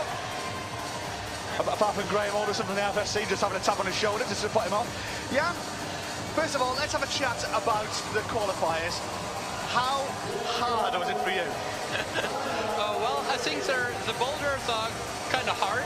So I think probably hopefully three problems will be enough for me. I don't know, I haven't seen the ranking yet, but okay, but yeah, it's just terrible conditions today.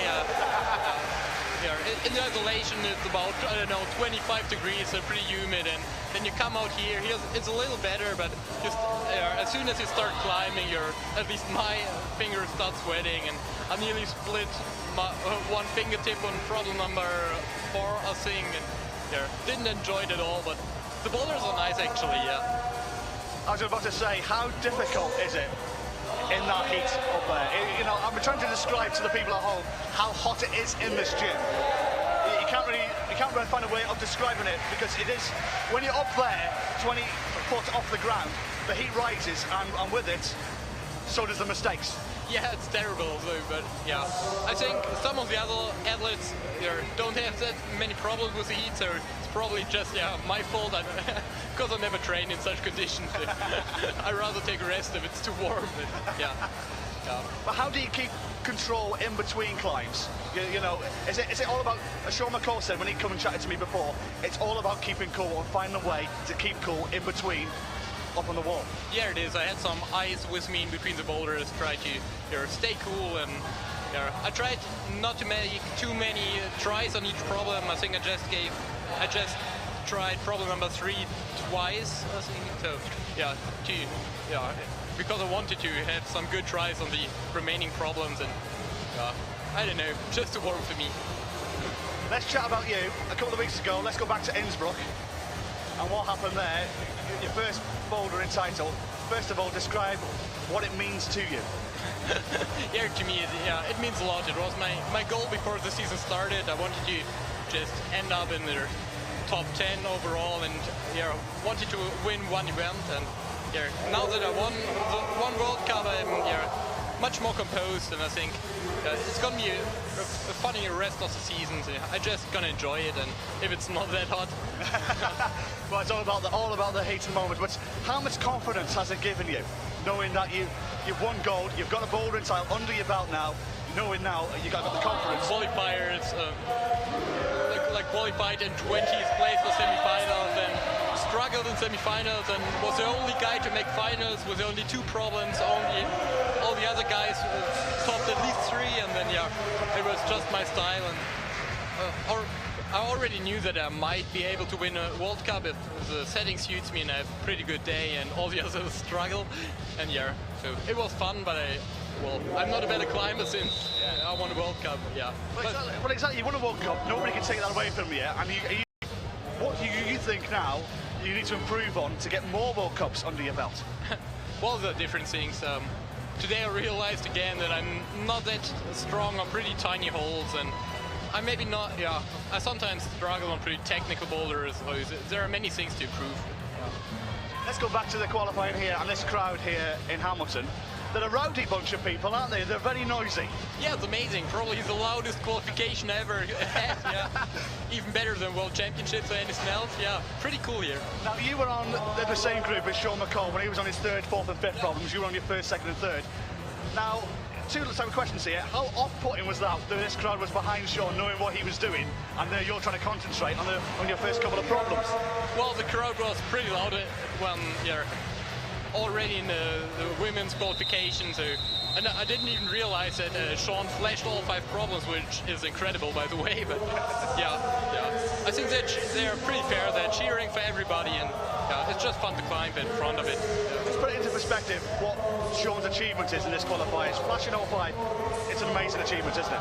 Yeah, it is, especially if there are problems like number 1 that are pretty technical, and I think number 2 to 5 are just hard. So of course it gets easier till the end if you always make just one try and have a lot of rest, but it's super amazing that that's probably why he won in Lok Dragomir, and he's definitely one of the strongest guys this year. Well, you currently sit in 10th place at the moment, Jan. Do you think that's enough? Yeah, hopefully, I think so. I would actually like to finish in 20th place, because then I might get better conditions tomorrow.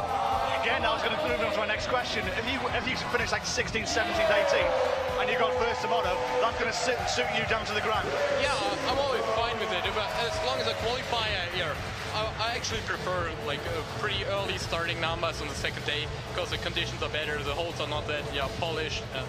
I think that it's definitely an advantage to start first in semi-finals. So, yeah, hopefully I make semi-finals. Yeah. We shall see. Jan, many congratulations to the qualifier. Well done in Innsbruck, by the way. Thanks for joining us. Thank you. Jan Hoyer there. Great to chat to him. And as I was chatting to Jan, we did have some action happening. Rei Sugimoto has flashed all 5 in his qualifier. 5 tops from 8, 5 bonuses from 5. He sits in second place on the leaderboard and guaranteed to be out late tomorrow morning.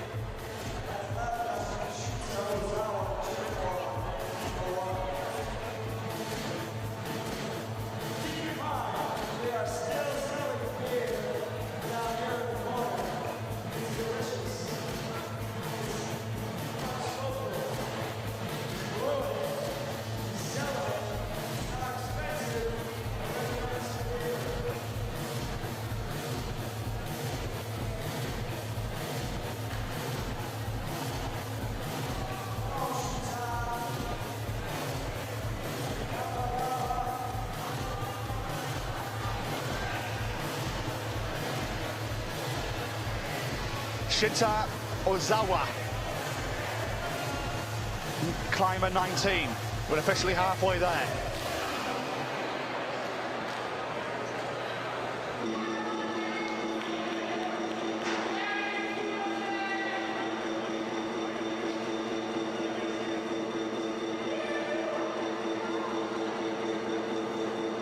Ozawa, the 27-year-old, world number 35, taken part in 3 World Cups this year, making 2 semi-finals along the way. 17th in Chongqing, 14th in Innsbruck, and the 14th was his best finish, in fact, in his career, just a few weeks ago, in that great city in Austria.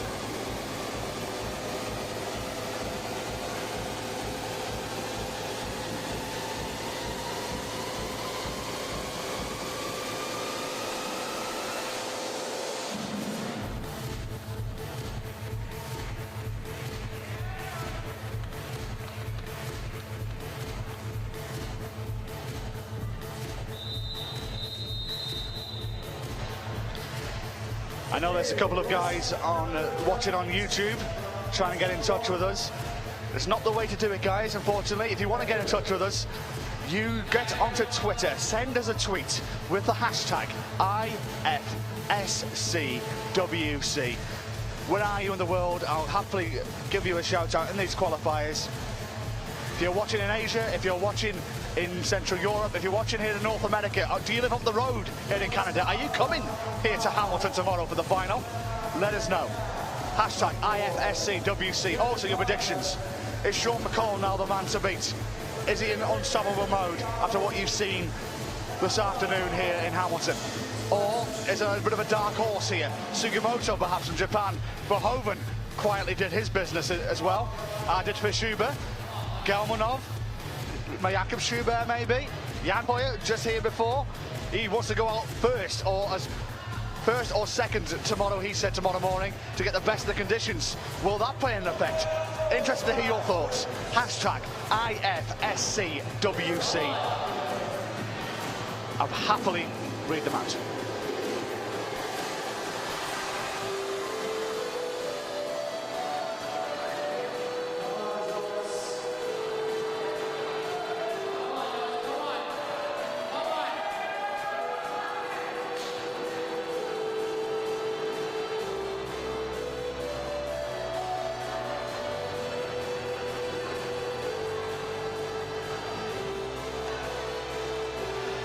Nancy's tweeted asking in that she's coming tomorrow. She wants to come over and say hello. You won't be able to miss me, Nancy. We have barons of screens in front of us on our table on the left-hand side of the wall.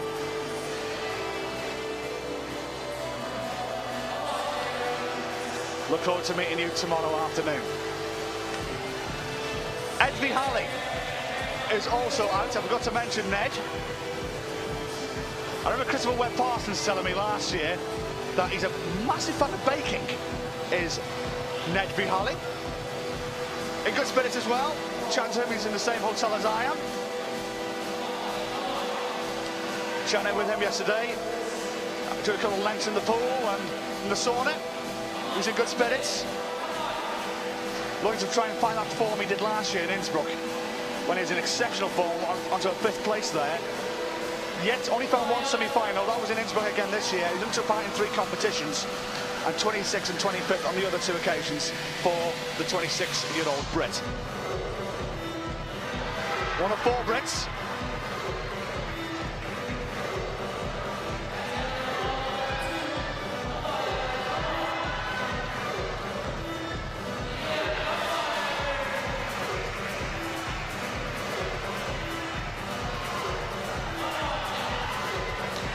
And now Vihali's on here yet so far.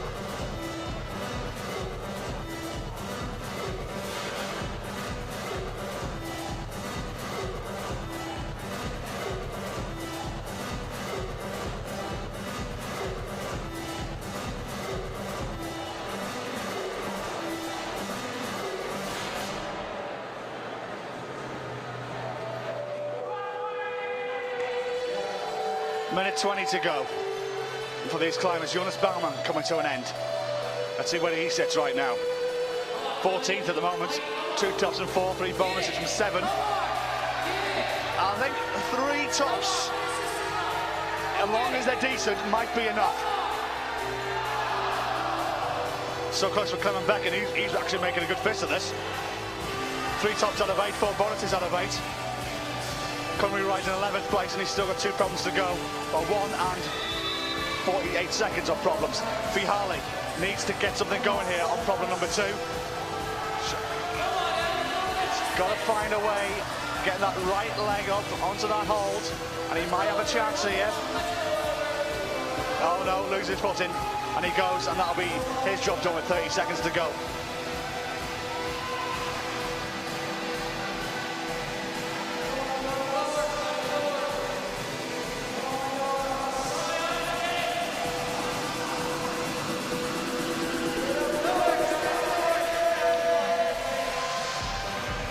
Ten seconds. And these guys call it a day, as they should.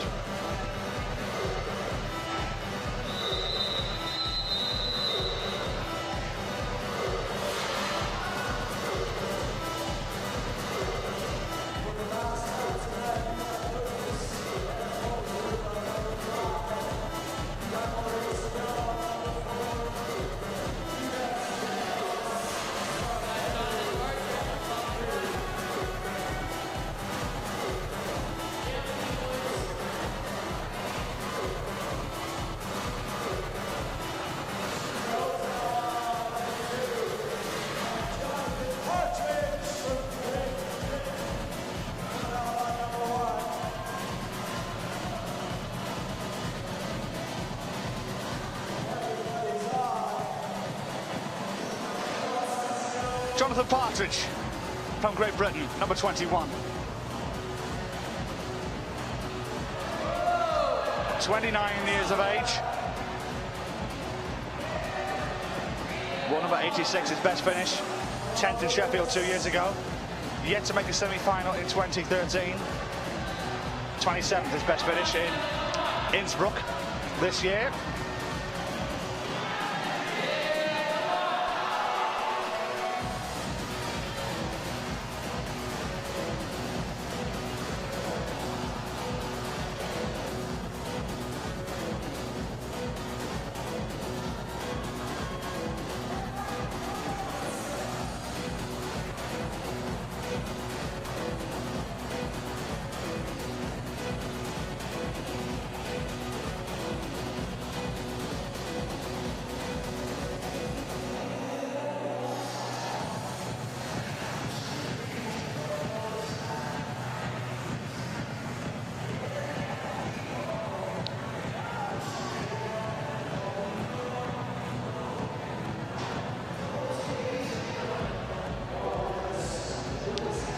Bex Carpenter just joined IFSC TV, asking has anyone done problem one yet? It's just joined, looks hard. Yes, in fact they have, and you missed out on some special footage, Bex. You missed out on a special achievement, in fact. Sean McCall flashing all 5 of his problems, and he took the roof off this place here in Hamilton, Ontario.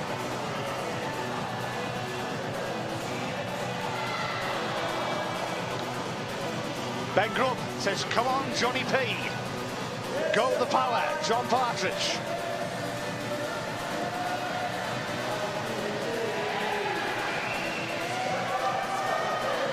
Plenty of support for the British climbers.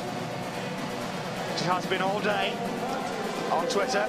And they're getting quite vocal in the crowd as well. They're getting behind all the climbers here.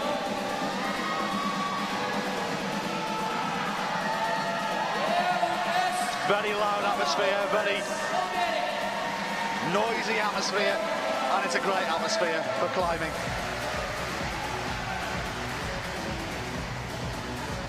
It's like a furnace in here, it's hot, it's sticky.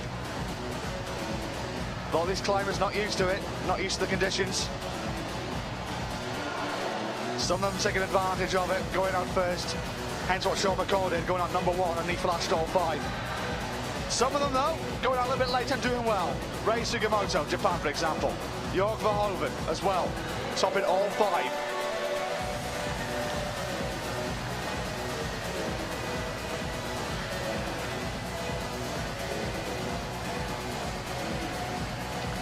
Let me give you an update of where we stand right now.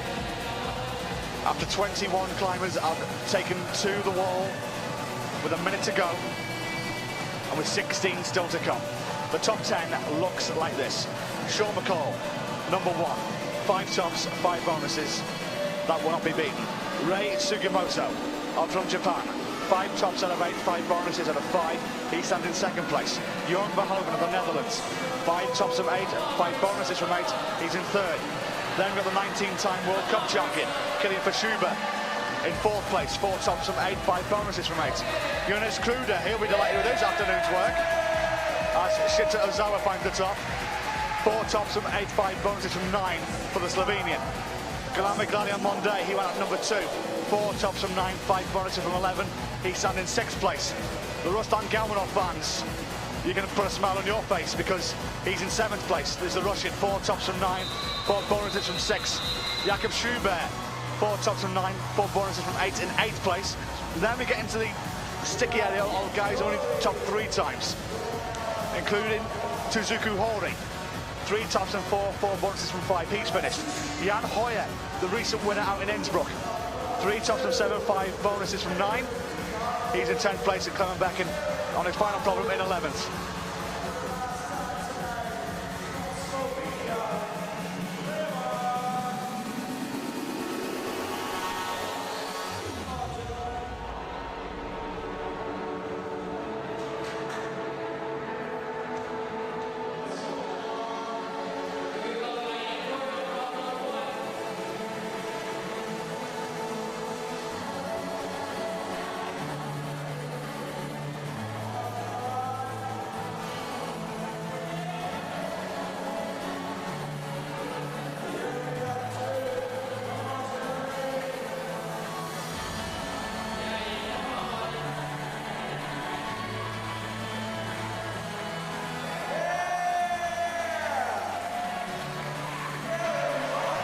Well, I got another guest who's joining me right now, who's just told me that I'm in his film, The Network, from last year. It's been a year since I last spoke to him. Killian Vishuba, good afternoon to you. First of all, tell me, do I get any rights for being in your movie? I don't think you'll get any rights, but you will get honor. I'll take the honour. First of all, tell me about qualifiers for you. How did it go?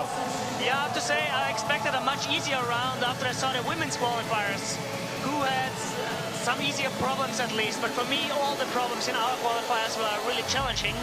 Either whether really technical or long or powerful, but the climbing was really nice. Tell me about the conditions up there. It's hot, it's sticky. Well, we're just sitting down here, 20 feet below the wall, and it's hot and sticky here.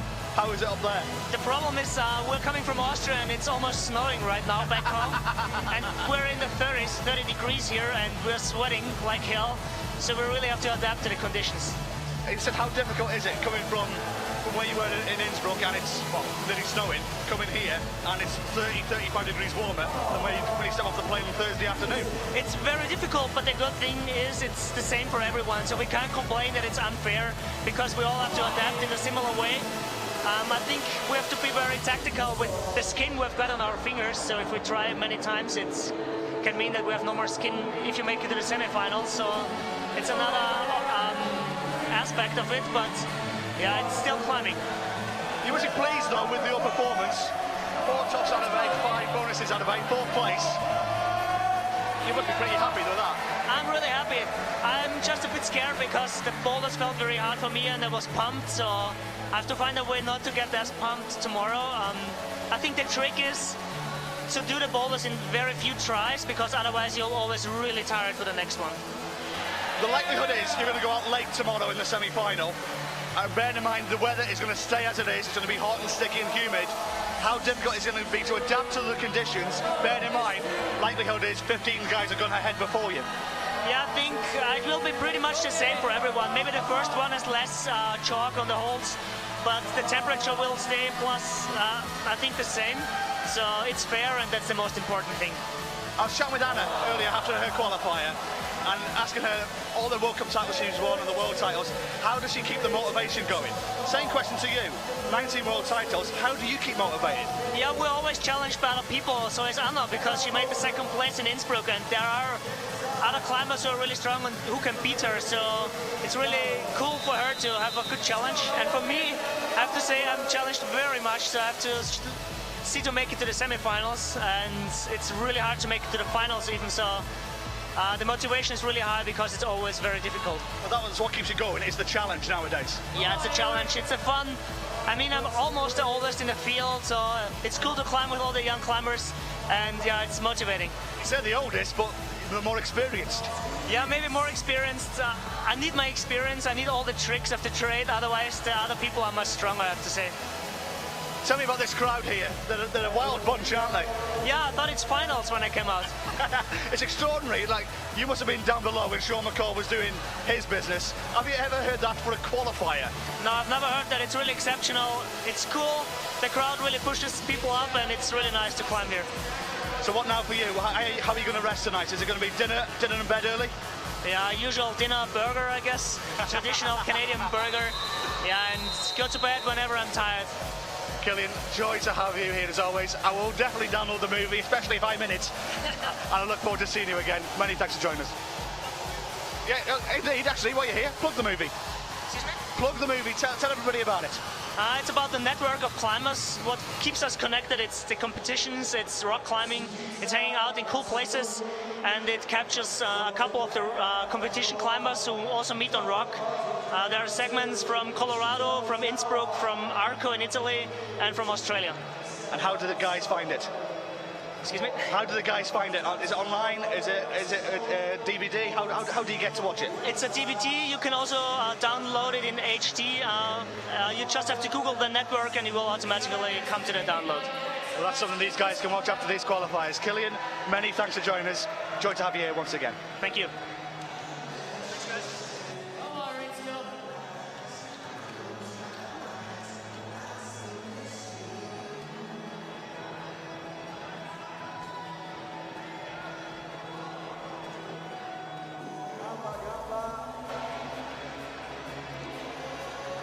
Great to chat to Killian for Schubert. I'll definitely download that movie.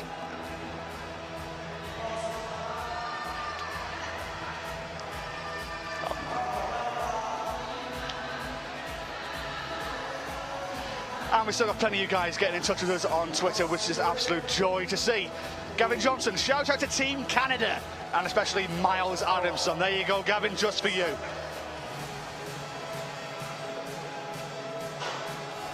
Peak says Seb Lazure is going to crush. Well, we shall see. And just to remind you, of course, top 20 go through the semi-finals, and then from then 20 tomorrow morning, on tomorrow lunchtime, we'll whittle them down to 6 for the evening's festivities for the final out here in Hamilton, Ontario, Canada.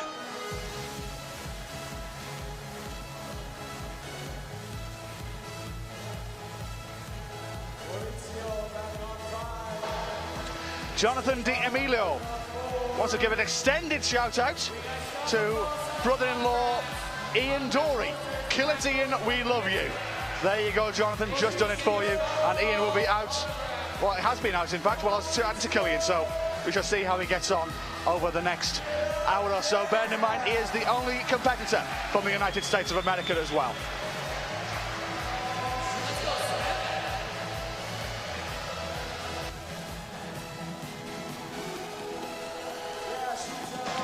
Just approaching 6 o'clock here, local time. 2/3 of the way through these qualifiers, and this atmosphere is still electric.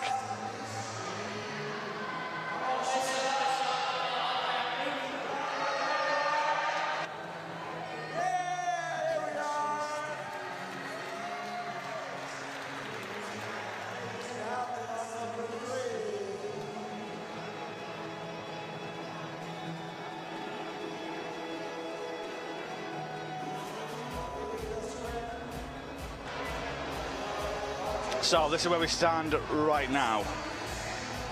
You Jan Hoyer fans, I know there's one or two of you out there. He's now dropped to 12th place. He thinks it'll be enough. There's 3 tops from 7, 5 bonuses from 9. He thinks it will be enough to get through, and he said he wants to get out early tomorrow. John Partridge trying the dyno and coming up short.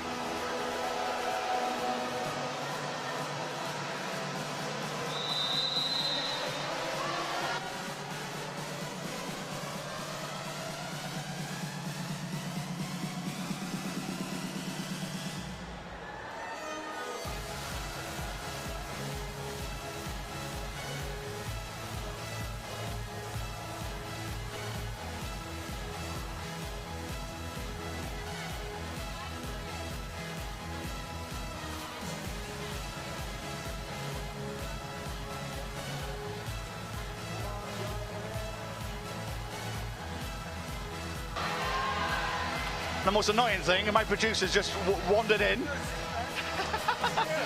We just wandered in with some carrots and some celery, and Jakob Schubert just ran up to me with a big fist and says, "How are you? I haven't seen you in ages." Well, Jakob, I haven't seen you in almost a year as well. How are you? Good, I'm good. How are you? I'm very well, very well. Great to see you. Let's have a chat.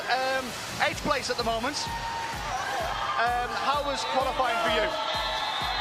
Yeah, well, I think it was pretty cool to climb. Really nice boulders.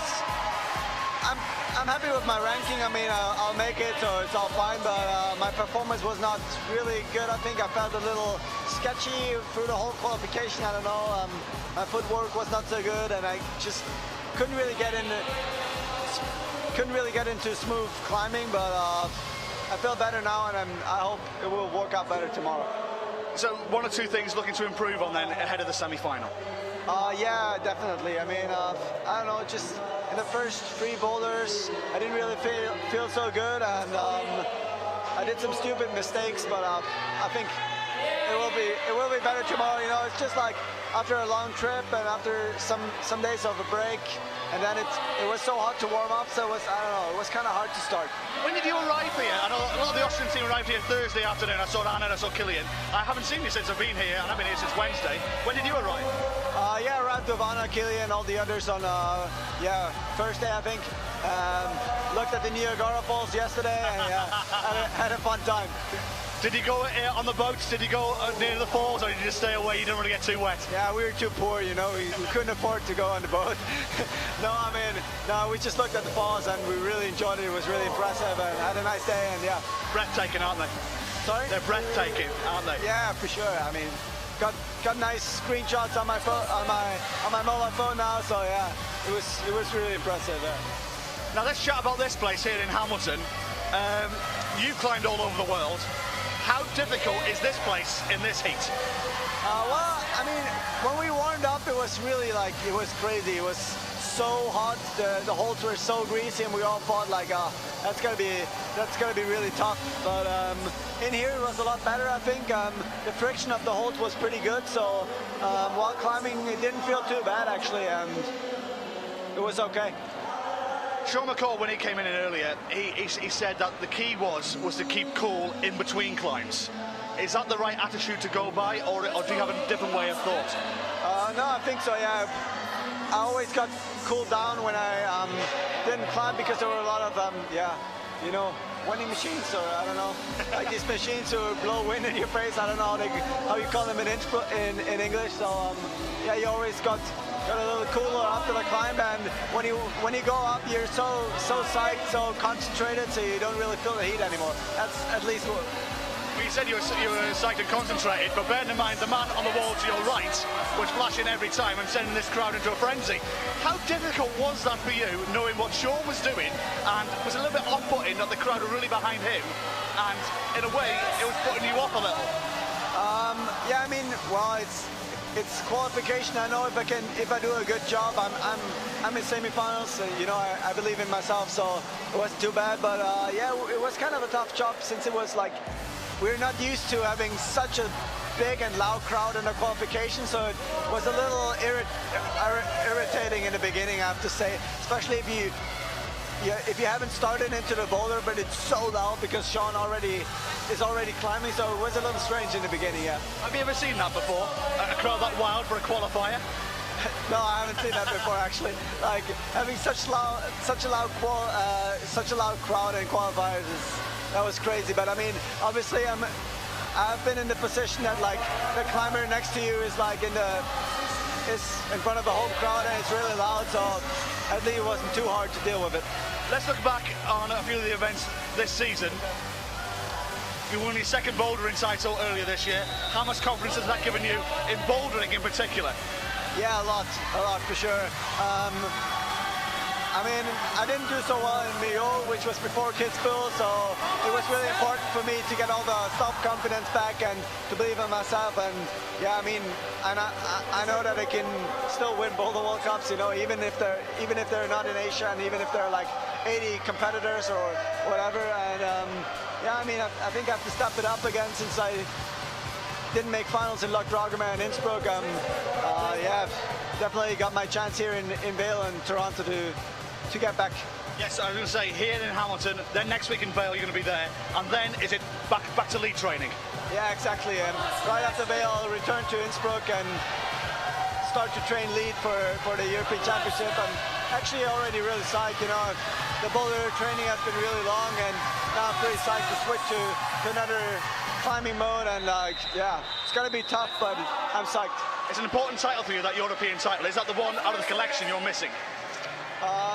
Yeah, I don't know. I mean, the World Championship is a lot more important for me than the European Championship, but of course it's like a big title, so yeah, it's going to be a nice comp, and I think I'll also do the overall European Championship, which will be cool. And yeah, I mean, after the European Championship, many World Cups are followed, and since I didn't do so well in the World Cup overall last year, I'm pretty psyched to do better this year. Well, we look forward to it. One final question. How are you going to relax now ahead of the semi-finals tomorrow? And also, Ben, where you are right now, you're likely to be in the middle ground. There'll be climbers before you and climbers after you. Bear in mind the conditions as they are, is that going to be a bit of a help to you going out in the middle of the pack? Yeah, I mean, it might be good tomorrow to climb not too late, since the friction gets worse and worse maybe, and we'll see how the weather is. Maybe it's even colder in the morning, so yeah, it might be better. Colder in the morning, good luck, I think I've got no chance. Yeah, okay, maybe not. I mean, I don't really care about my starting position. Just concentrate on myself, try to do a really good job and make finals, and then I'm happy. Jakob, you're a gentleman as always. Thanks for joining us. Good luck tomorrow. See you tomorrow. Sleep well. See you. See you. Jakob Schubert for you there. Gentleman on and off the wall.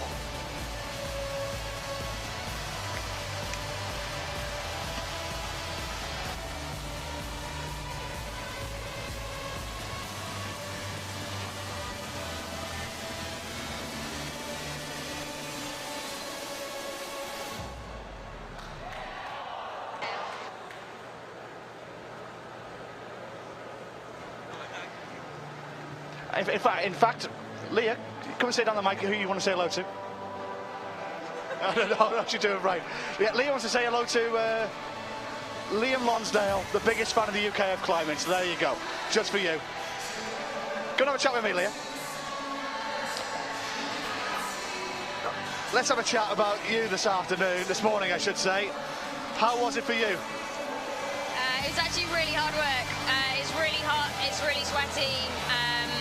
I kind of came out feeling really confident and it started well, and then I just got to the top of a lot of climbs but didn't hold the top hold, so oh well. It's been a repeating record for me to all the guys I've been saying sitting next to me about the heat, about the humidity, but you can't put it to the side. It is very difficult climbing conditions here in Hamilton. It's really difficult, but I mean that's competition climbing, and if you want to be a competitive climber you've got to adapt to situations, and if one of those is climbing in really hot temperatures then you've got to train it when in the summer basically, and you can definitely tell the people that suffer from it more than others, but that's just something that they're going to have to work on. I'm going to ask you for a prediction here. Do you think there might be an upset here this weekend because of the conditions here, or is somebody going to adapt to them perfectly, a well-known name that they'll come through? I think the best climber will win, and that best climber will adapt to temperatures, and there is always an element of luck involved, and it is always down to if the route setting suits you. But at the end of the day, like, the best man will win. How much have you enjoyed Hamilton? Hamilton's great. I really like it. It's my first time to Canada, my first time across the pond. Like, the weather's amazing. I've got a tan. You're one of the few that have get a tan. We've been indoors most of the time. Well, it kind of starts out with a bit of a burn, and then it turns to a tan a couple of days later. So hopefully, fingers crossed, tomorrow will go a little bit better than today, and we'll see. Well, I'll come to that in a minute. One question I was going to ask you. You're one of the Brits to go down to Niagara Falls. There's a rueful grin on your face. You went on the Maid of the Mist, didn't you? Yeah, we went on the boat. Me, Mina and Shauna we tried to stay dry in our little blue ponchos. They didn't work. We just gave up and just got absolutely drenched. But the temperatures are so high, it was quite nice to get cooled down a little bit. Let's chat about tomorrow. How do you approach it? Just see what happens. I've been competing for so long. I'm quite a relaxed competitor, and I kind of pretty much take it as it comes. Sometimes I have a really bad time, but I'm quite good at just putting it behind me, taking it as experience and carrying on. So I know I'm not in the best form. I wanted to take this year as like a test year to see how much work I have to do for next year. And next year I want to try and get another podium for GB. Have you got an idea then at the back of your head what you need to improve on going forward? Definitely everything. No, I'm really basically if I don't do something first go, I find it hard to do it next goes. I do beg your pardon. I think Canadian made this top. That's why the crowd are going mental. Sorry, Lee, you have to say that again. I'm really good at like if I can get to the top of something first go, that's great. If I need to have more attempts, I'm not so good at. So I really need to work on my power endurance and just general fitness. But I think my strength is okay.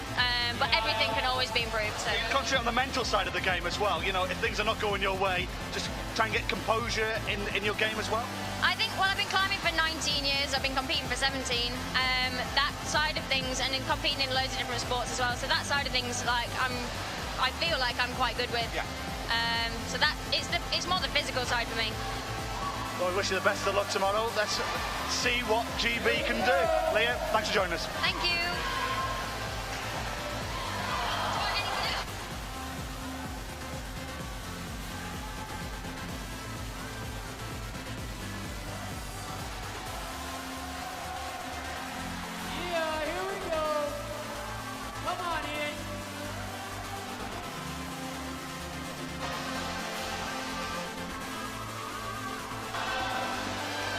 Great chat there to Leah Crane as my producer waves celery and carrots in front of my face, because I'm not allowed to eat during commentary. It is very rude for all you guys, and he's munching away here like a swan, like a gannet, on all fairness.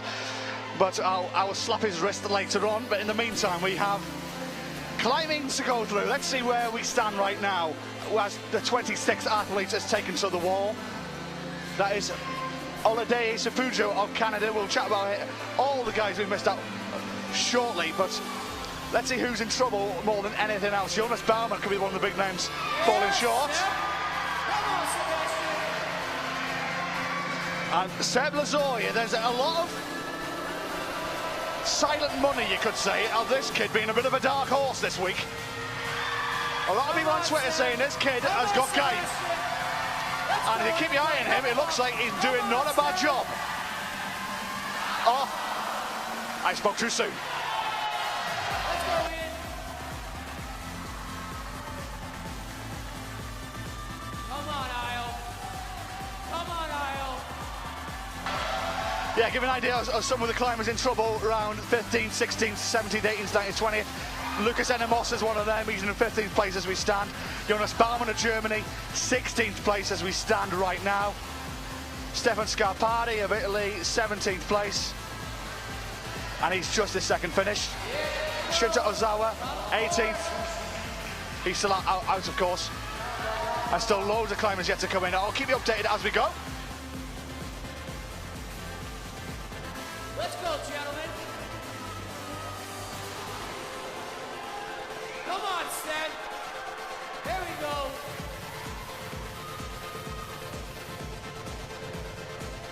Come on, Sebastian. Well, the guests keep coming thick and fast in my commentary position. I told you that Seb Lazoya has got talent. I will keep an eye on him as we go. Udo, the German coach, has joined me. He's got a big smile on his face. Udo, let's have a chat first of all about your climbers here this weekend. How have they done for you? We're still waiting for the result for Jonas, for the final result. Right now he's in, I see. But I was hoping that would go a little bit better. We arrived on Sunday already. We had a terrific time in Toronto, really nice city. And I was hoping that we would be better in the time zone, and yeah, but the conditions are difficult. You know? We saw lots of little coordination blips of all the competitors. It's again another surprising competition. He's in another surprising competition. I was chatting to Jan here earlier. He came over and he says conditions. He says terrible. he wasn't enjoying it whatsoever. No, yeah, but Jan is an outdoor climber, and if you used to climb on rocks a lot, you're used to moving air. You're used to a fresh breeze, and also you're used to take your time. And right now you have to perform in these really difficult conditions. And also Jan has lots of muscles, and all those muscles generate a lot of heat. And this is why especially people like Jan, burly people, are hating it right now. Well, Jonas is currently in 16th position. Maybe it's dodgy for him. Jan's going to be in 12th. He said to me earlier, he thinks he's confident he will get through. And he's really happy because it means he'll go out early tomorrow. Yes, yeah, we were just talking about it. If we're really fortunate, it's somehow cold at night, although I doubt it. And then it gets really hot. Yeah, there's heat wave staying here in Hamilton. But this heat wave is staying here in Hamilton. But there's another climber this morning, Julianne as well. Did struggle a little out there early as well, you know, but she's still in the semi-finals. It could be a blessing in disguise for you guys that they go out early tomorrow in the semi-finals. Maybe, hopefully. Maybe like in China, for example, it was like this. In China, it was Moni just barely made it in the semis, and she got really lucky. It was cold when she climbed, and then it got really hot in China. So there's, even although it's indoors, there's still an element of of weather inside. Here with the I don't know how you call it, the tin roof. Yeah. Really somehow amplifies the heat almost. Well, and amplifies the sound, as we've noticed as well. I can't let you go without asking you about what happened in Innsbruck. your climbers winning gold in both the men's and the women's. Tell me how proud you are of that result. Oh, yeah, no, I'm very, well, proud. Proud, of course.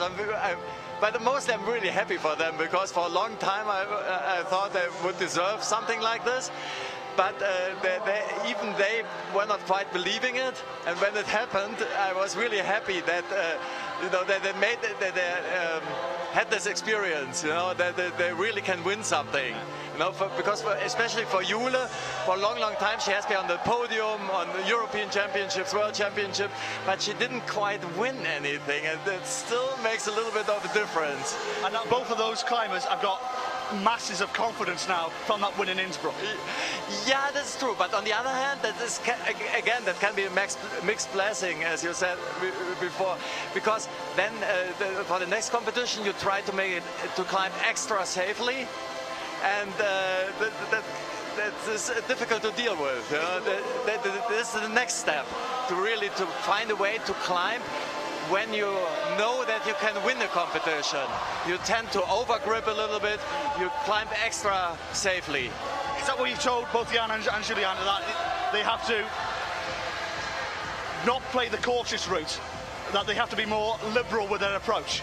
Yeah, no, absolutely. I mean, but you can't really get into somebody's head. It's difficult to do. It sounds easy, but it's difficult to do.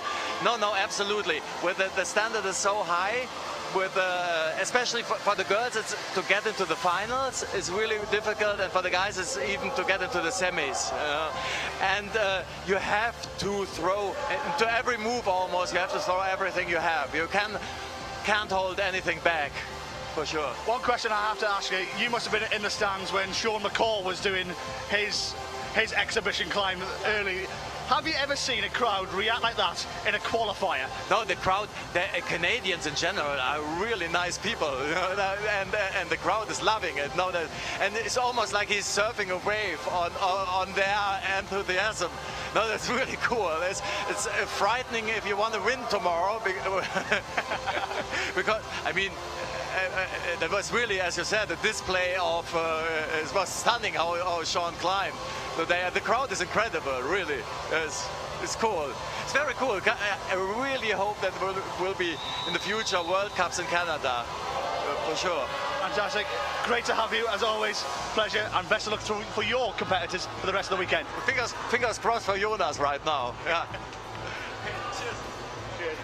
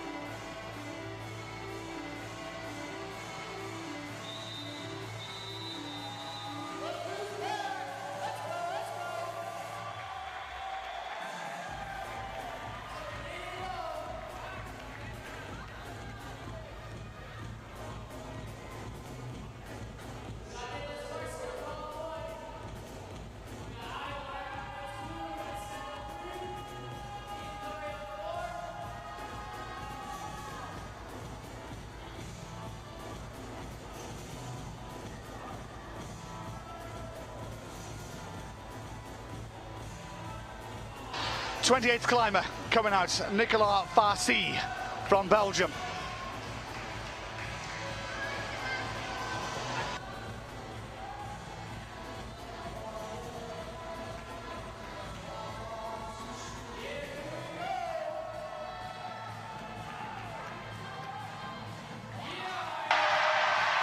This crowd are going absolutely mental here for Alodele Sipojo. He does that down on beautifully.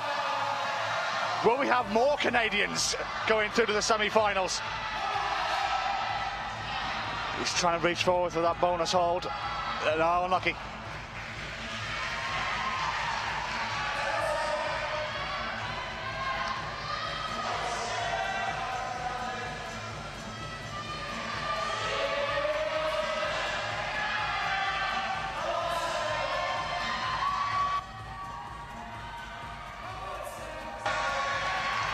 Bad news for all you Ed Harley fans. Ed's not going to be here for Sunday. He's already finished his 5 climbs and is already in 22nd place on the leaderboard. So, you Ed Harley fans, unfortunately, he didn't make it and he will not be here for tomorrow's semi-final.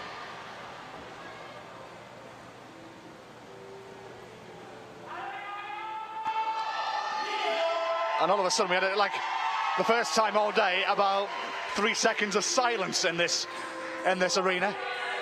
It's a hot, it's a cauldron atmosphere, it's a furnace atmosphere that these Canadians have made here, but it's a brilliant one at that.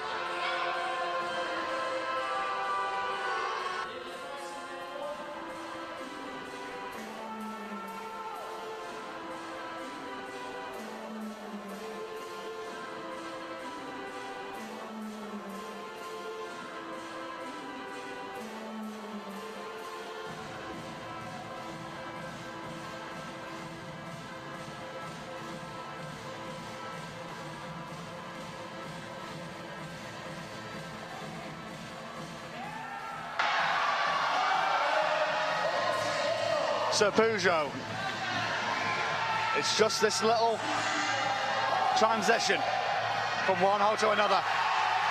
Now he's away, now he's away. Can he reach the final hole? Oh!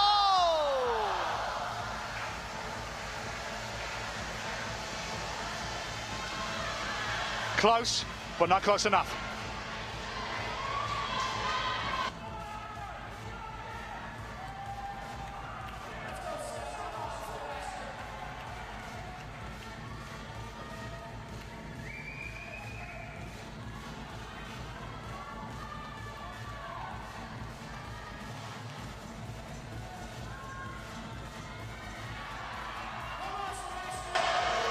Seb Lazor.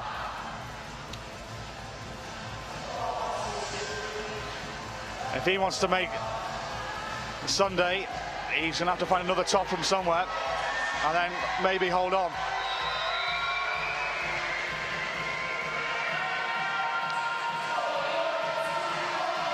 The one's in trouble. Jonas Baumann, 16th place. Stefan Scapari, 17th. We've still got a number of climbers to go as well. Another 9 to go after Farsi from Belgium. Now, Peugeot. He's dynoed well on this second problem, but just trying to get that transition. He's got under half a minute to go. Found the bonus hold. He's already scored for that. Clock is against him, though. Needs to go! Needs to start moving. He didn't do so. Good attempt, though. From the 32-year-old.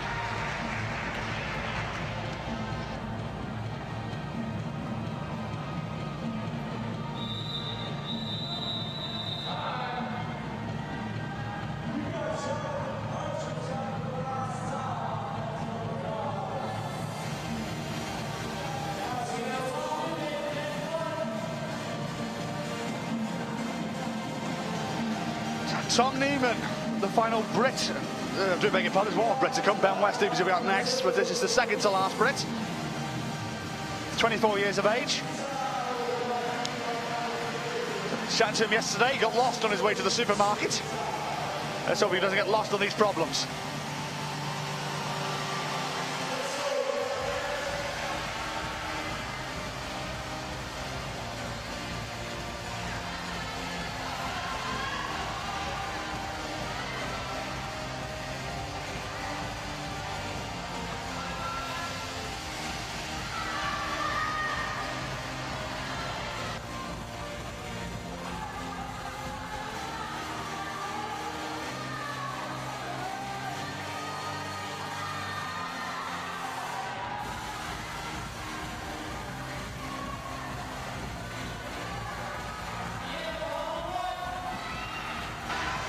Now Tom Neiman making an excellent fest of this first problem. Great start from the Brit, Tom Neiman. He flashes the first problem.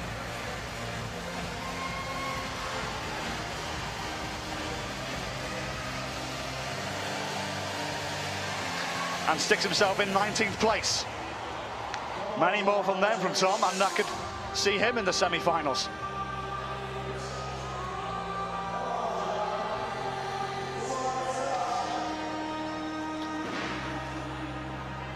We can also start telling you the guys who are definitely going to go through, as we have, where are we? We're now 21's just finishing.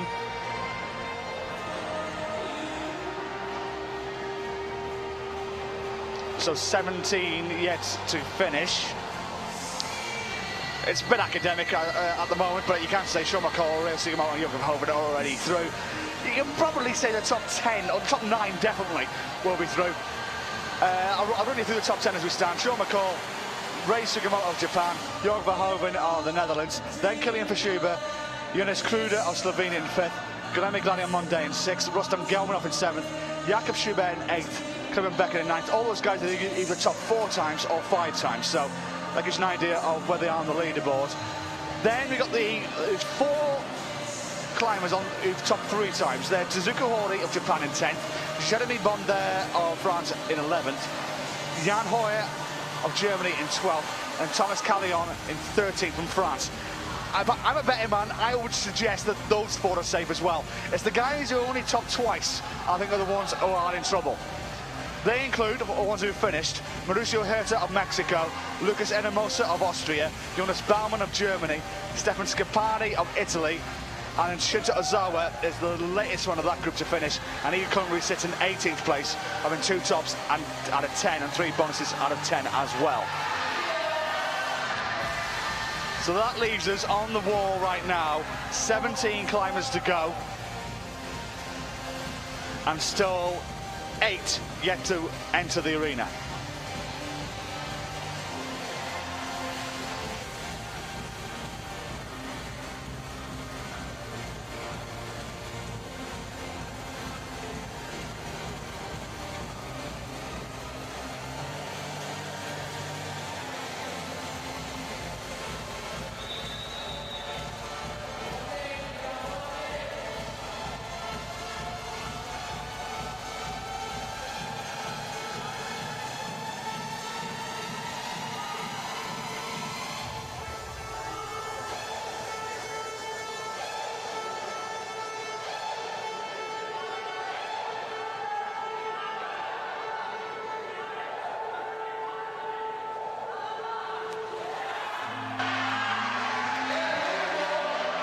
This Canadian crowd really behind their countryman. Alan Jonas McRae, so near yet so far for him.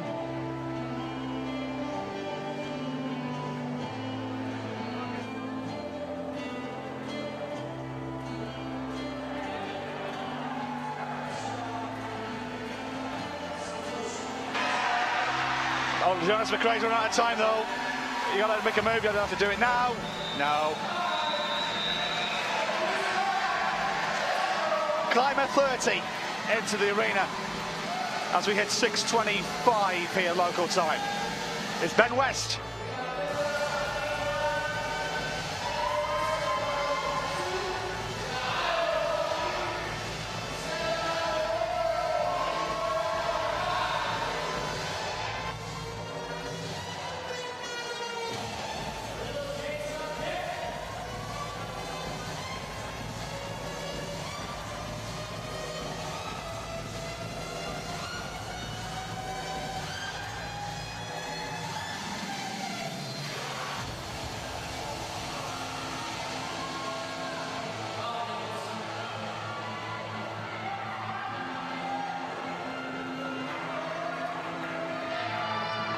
Now can Ben West follow Tom Newman's approach when he flashed #1 problem? And the answer to that question is no. But a great start it was from the Brit. And I'll tell you what, if he finds another top, he'll be right in the money for the semi-final. Ian Dory from the USA. I haven't mentioned much about him, his brother-in-law's watching. Dory needs to find a top here, otherwise he'll be going home. He currently sits in 21st place, so only a top will do for the American.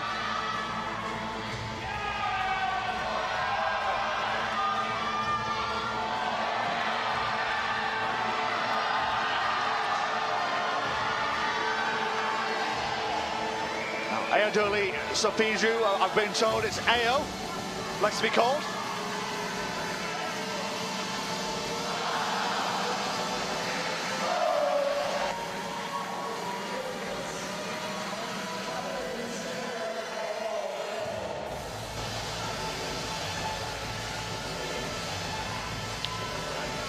Now Sebastian Lazor as well is another climber. Let's need to start making a move. He's only got 2 problems to go. He's in 22nd place. Ian Dorian, his final problem. He's got 2.5 minutes to go. Otherwise, his climbing campaign here in Canada will disappear. He's in 21st. Still 8 climbers to go, including Ben West here to get underway. Nervous times for the bottom 5. The bottom 4 especially, who've already finished. Ozawa of Japan, Scapari of Italy, Baumann of Germany, Enemosa of Austria, Hertad as well of Mexico. These guys have only topped twice, and I think they're the ones that are going to be in more trouble than the guys who've topped 3 times.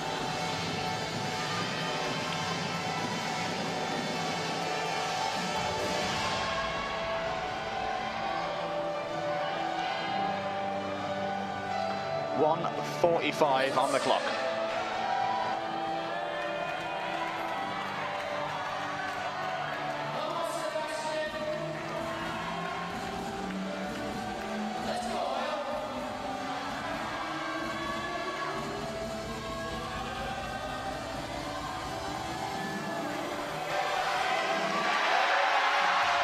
A big shout is for Ayo of Canada.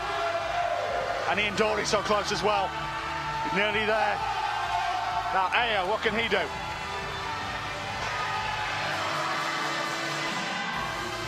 No.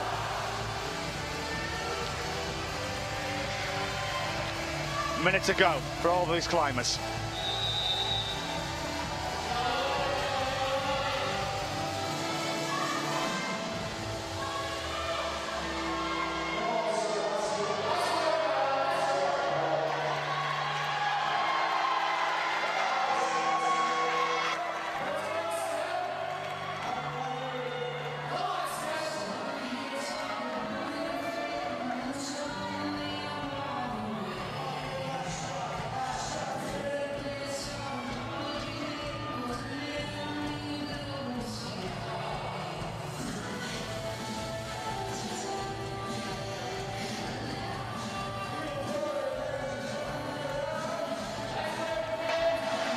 Final few seconds.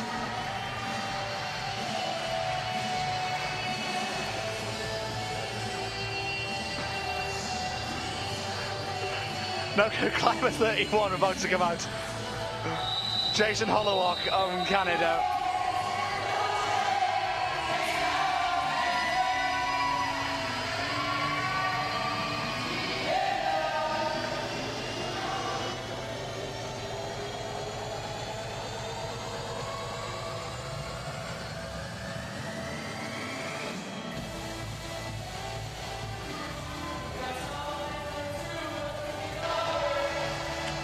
So we're so near yet so far, but Ian Dory, he's not going to be here for the weekend. He currently sits in 21st place. Now Tom Newman, let's keep an eye on him. He sits in 19th after flashing the first boulder. I think if he finds another, it'll make very interesting reading. We've still got a few climbers to go as well. But the guys on 2 tops at the moment, they're the ones I think could be in trouble. Especially Ozawa and Scapari. Those guys are in a real dodgy position. Tom Newman though. His girlfriend has tweeted and sent her love. And no doubt if she's watching, she'll be loving this right now from Newman. Needs to keep his upper body strength there in the top right of your screen. No. I think he knows the route now though. He's so near yet so far.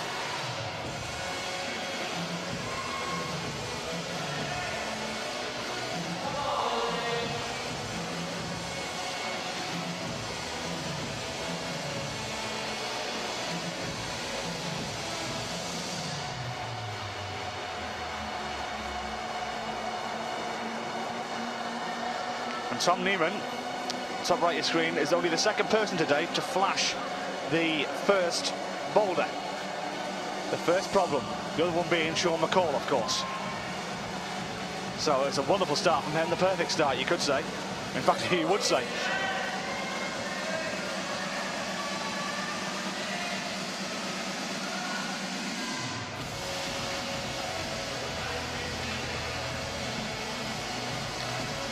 Now we have another competitor, Masatoshi Sugita. He topped the last problem.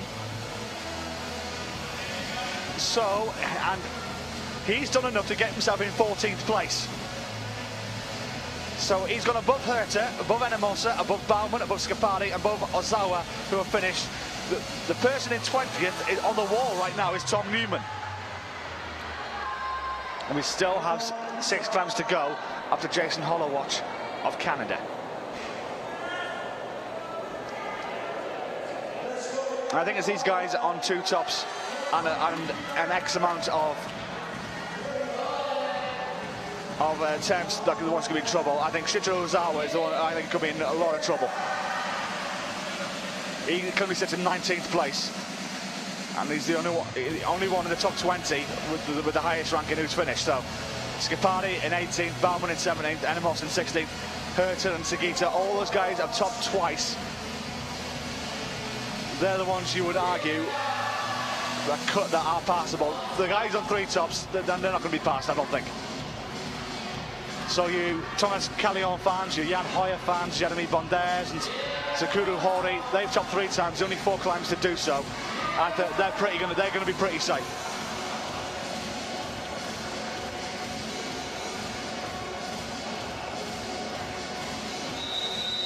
Minute to go.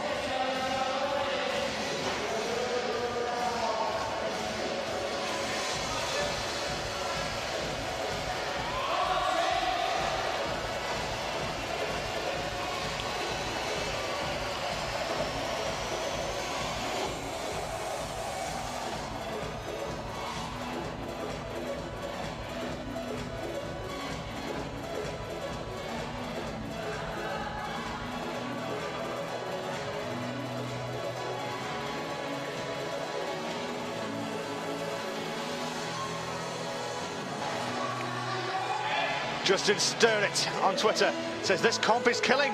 And with a chalk bag next to the beer bucket. He's sweating so much watching all these climbs. Justin, you're not the only one. You should try commentating on it, Sunshine. Buckets is not the low now as we're sweating here. I think between everybody here, I think we've got enough sweat to put into Lake Ontario. It's that big. Such is the heat being generated, not just by the climbers and by the fans, but by the electric atmosphere we have here in Hamilton.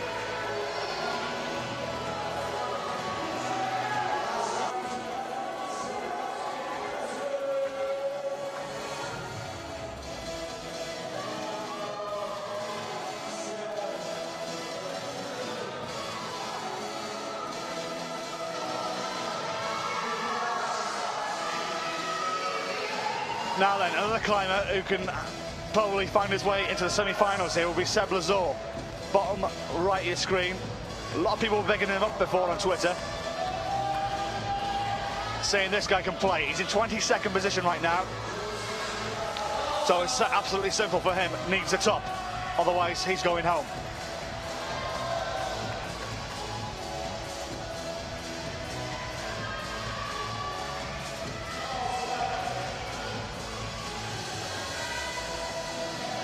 Miles Adamson from Canada, the 32nd climber to go, 5 to go after him. It includes a Finn, a Dutchman, 2 Canadians and a Mexican.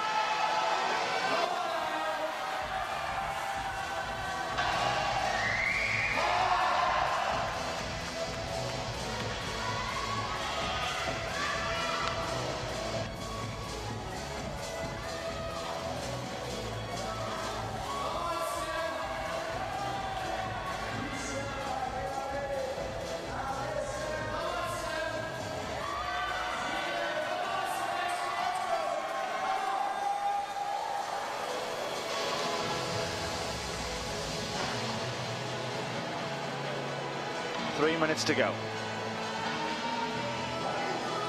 As a dance mix of Journey's Don't Stop Believing getting played in the background. That's what these climbers got to think towards the back end here. Don't stop believing. And they may reach a semi-final.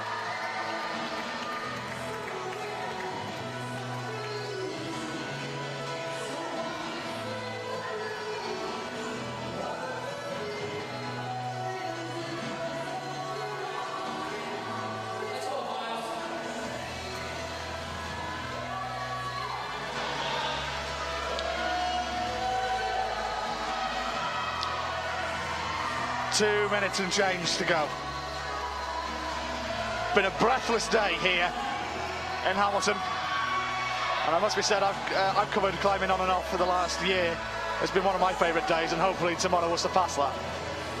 So impressed with the Canadians here. They've brought an amazing atmosphere with them.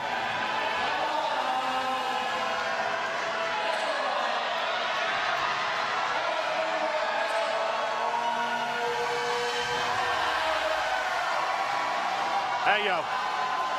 Bottom right of your screen. Just can't get to that next hold on that volume.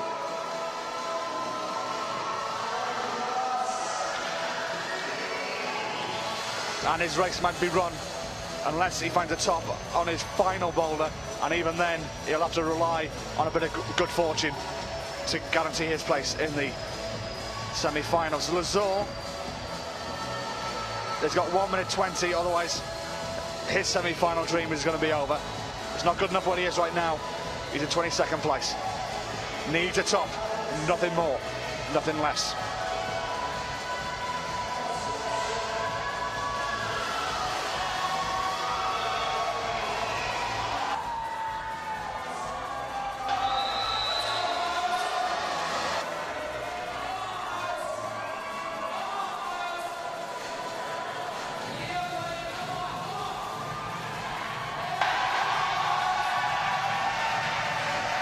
That cheers for Miles Adamson of Canada.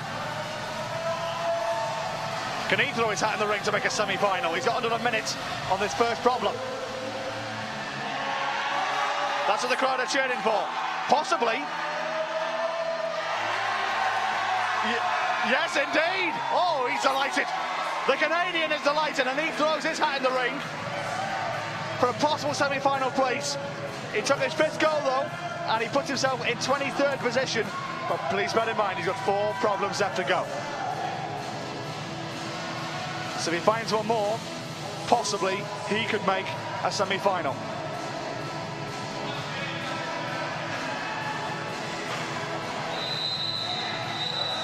Climber 33 out, Anton Johansson from Finland.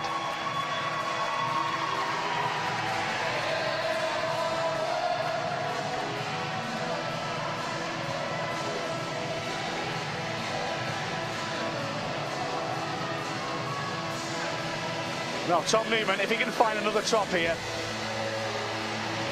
may be good enough to get him into the semis. He currently sits in 20th place. 1 top from 1. He flashed the first problem and 2 bonuses from 3. I think if he does again, or does it in very few attempts, I think that might be good enough to get him into the semis.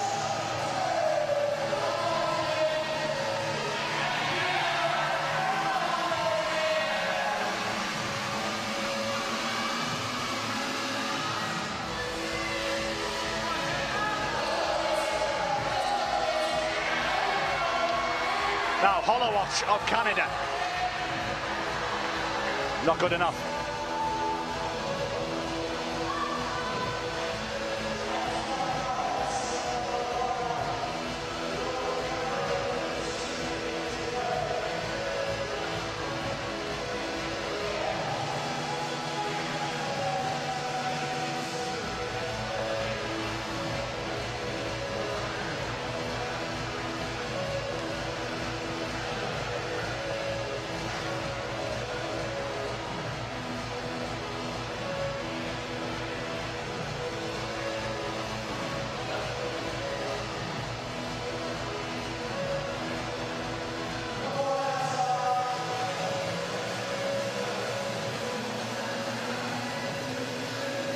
So 5 to go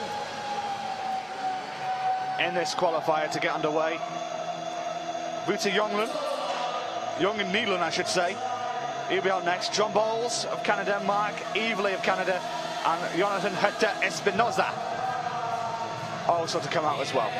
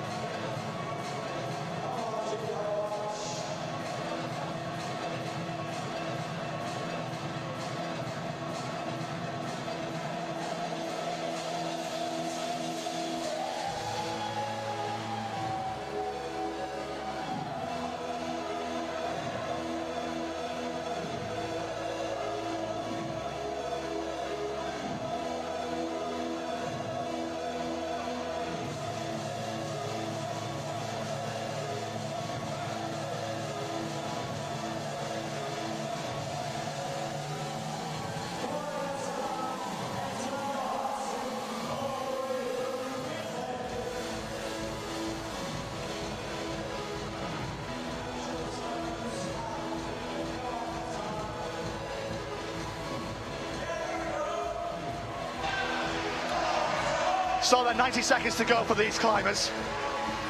We're getting towards the business end now of this qualifier.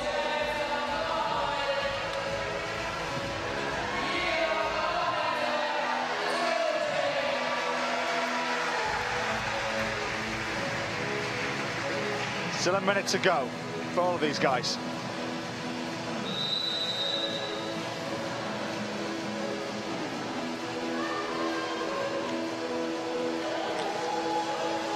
A lot of the British female athletes are here in the arena as well. A lot of the female athletes are here actually cheering on their fellow countrymen.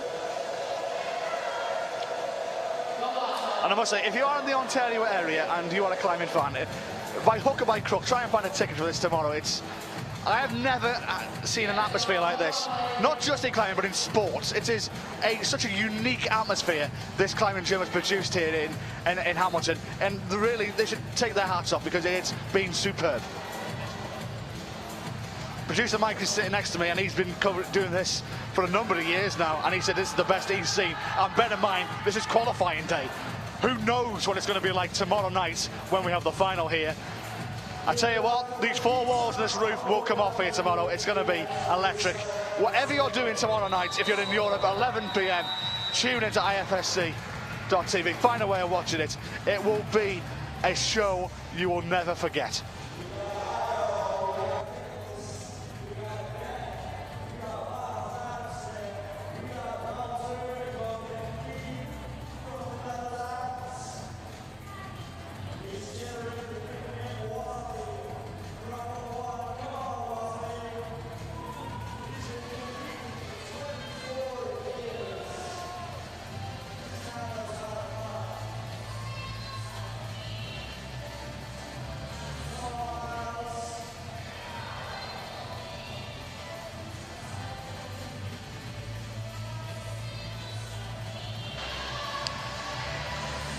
Wouter Jongen-Nielsen,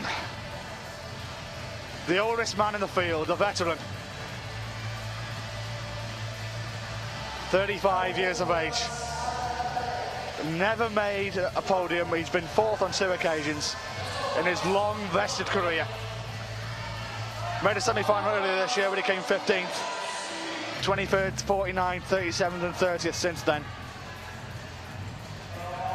And he's not getting the best of the conditions either. It's of him going out late, fourth to last, in fact.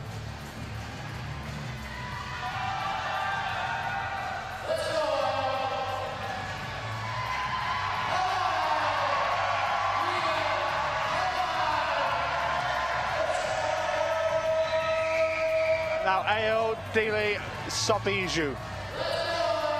I think he's climbing for pride here because yeah, he definitely is now. 26th place right now. Even if he tops it, he wouldn't make it. However, this guy, Miles Adamson, on problem number 2 here, if he can find a way of getting another top here, he can find himself in real contention. Oh, yes, he can.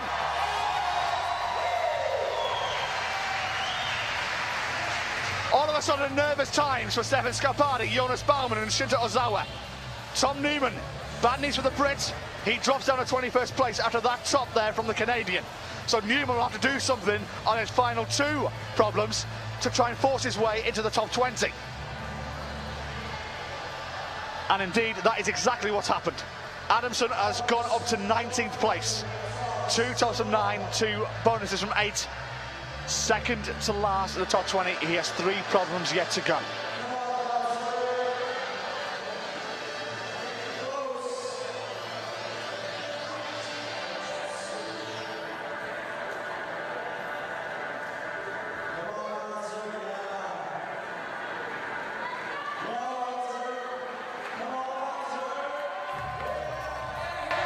And looks like one other climber who fancies himself to throw his hat in the ring for a semi is the veteran, Yuja Jongilan.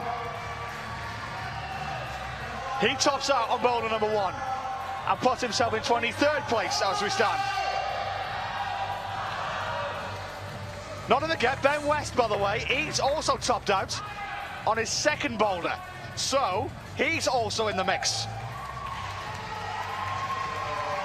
I still feel 2 might be enough for some of these climbers to get through. If they can do them in as few attempts as possible, even better.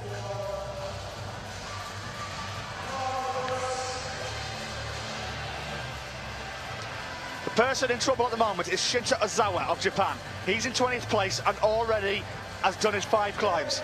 2 tops from 10 and 3 bonuses from 10. He sits in 20th place.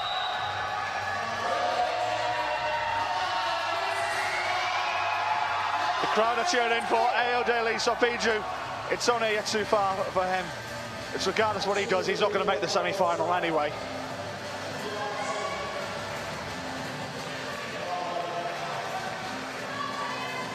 Now, Ben West, the bottom left of your screen. If he finds a top here, all of a sudden, it makes for interesting reading in the latter stages of this qualifier.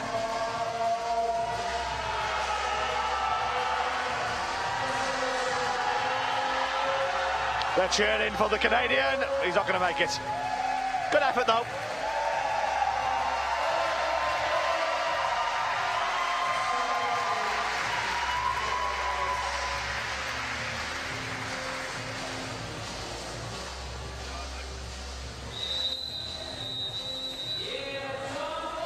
So 3 climbers to go. John Bowles is the next man out. As I said in the earlier part of my commentary, there are a few dark horses late in this race that can really make a run up the inside here and try and force their way into the semi-final and knock out a few of the well-known names. I think Miles Adamson is doing just that right now. The top on his first 2 boulders. 19 years of age, Miles Adamson took part in Canmore 2 years ago. That's the only record we have on him. He hasn't took part in any World Cup events this year. But he's made a blistering start here and could possibly force his way into the semi-finals. But it's now a penny for your thoughts now for Tom Newman and Ben West. 21st and 22nd place for the Brits. Yuja Jongilan as well. He's topped out his first boulder. He's still got 4 to go. Could he possibly force his way into the semis as well?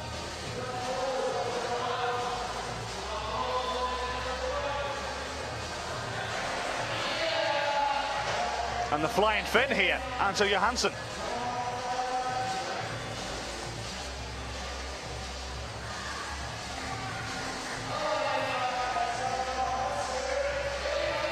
Good effort this from the Finn. Can he keep it together though? Keep his composure well. He's got to reach for this hold. Does well, does very well. And he's another one.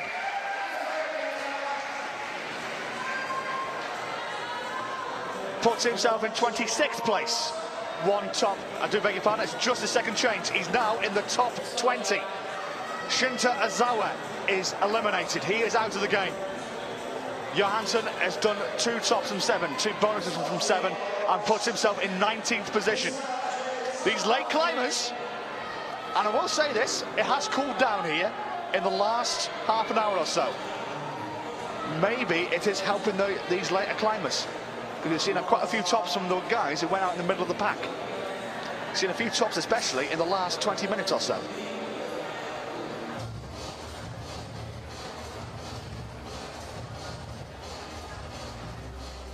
So I'm going to give you the rundown of where we are from 14th down. Masatoshi Sugita, 14th, 2 tops from 3, 4 bonuses from 6. Mauricio Hertel of Mexico, 2 tops from 3, 3 bonuses from 5. 16th place, Lucas Enemosa, 2 tops from 4, 4 bonuses from 9.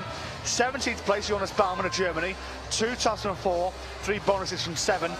18th place, Stefan Scapardi of Italy, 2 tops from 5, 4 bonuses from 8. Now those guys are finished. Now in 19th place, Anthony Johansson of Finland has just finished his 2nd boulder. 2 tops from 7, 2 bonuses from 7 in 19th. Miles Adamson of Canada, likewise, has finished his first 2. And he's now 2 tops from 9, 2 bonuses of 8, and he's just in 20th place. There's still 2 climbers I can see still out there as well. Tom Newman in 22nd place. Butu Jongnilan as well in 23rd place. They're still out in the arena, still to play as well. Still, there could be some chopping and changing still to come here, but I do feel I think 2 tops could be enough here, as long as you've done it in very few attempts. Miles Adamson's done it in 9 though, and Johansson in 7, so they could still be in a little bit of trouble.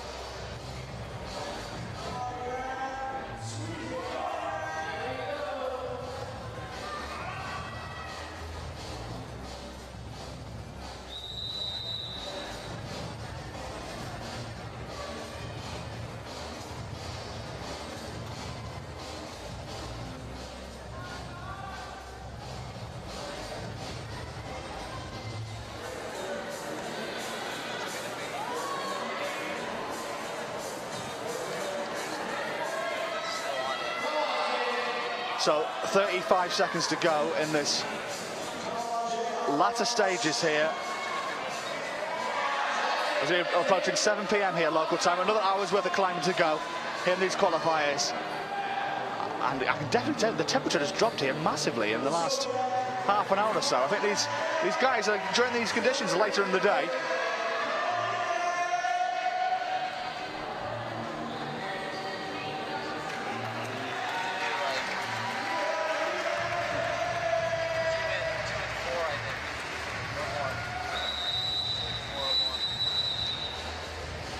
So climber 36 heads out, Mark Evely of Canada.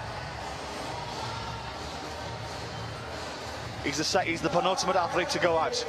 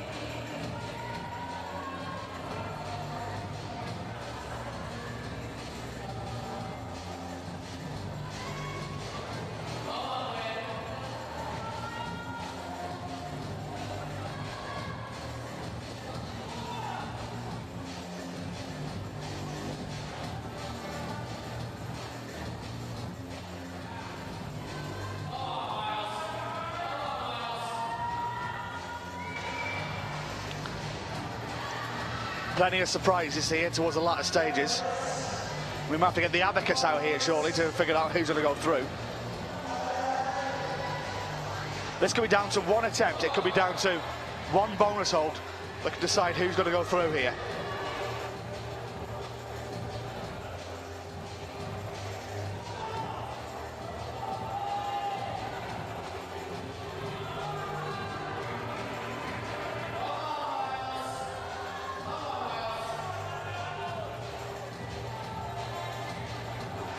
Now then, Canada, are you watching? Miles Adamson sitting in 20th place. I think one more top, he's definitely through.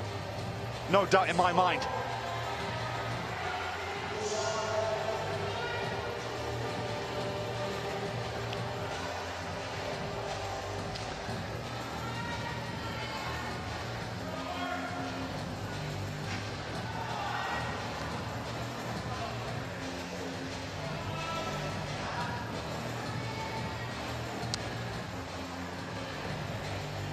Unlucky there from Wouter.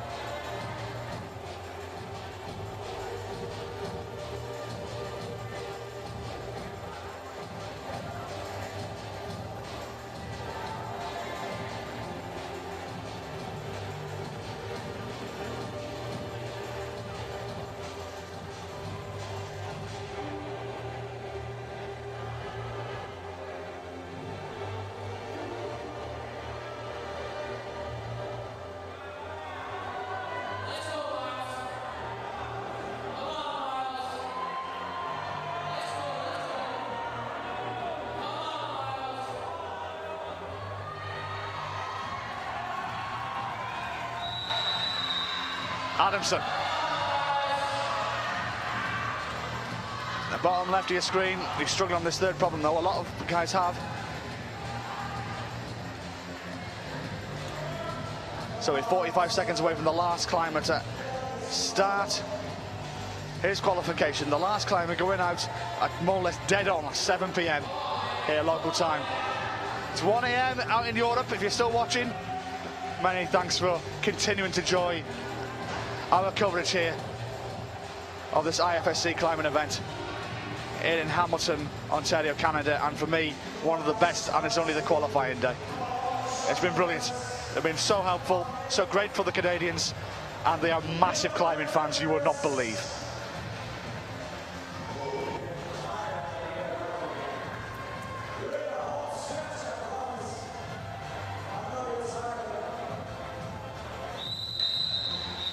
So, the last climber to enter the arena, Jonathan Herta Espinoza from Mexico.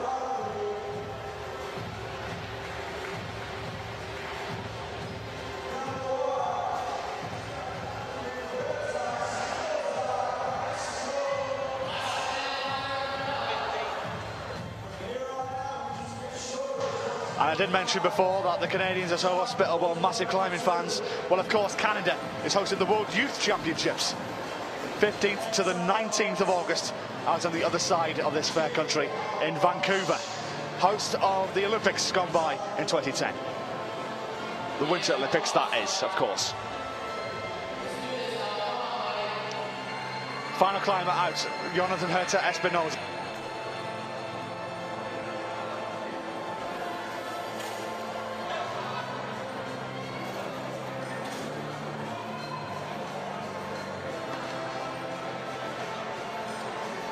Tom Newman has to find a top here on this final problem, otherwise he departs the competition.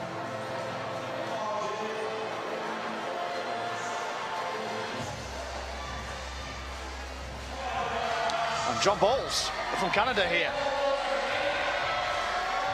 Can he find a footing and make a move in the later stage of this climbing competition? The crowd are right behind him.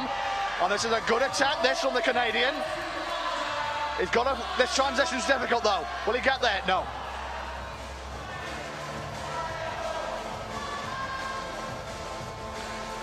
Newman needs to find a top here.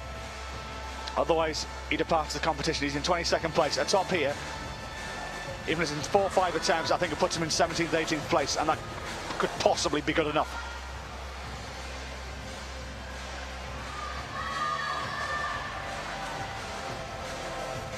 No.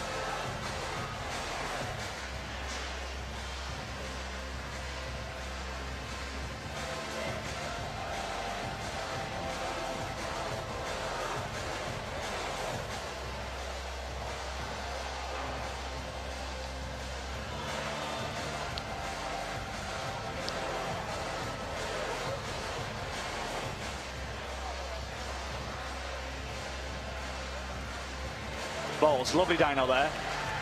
Well received from the crowd.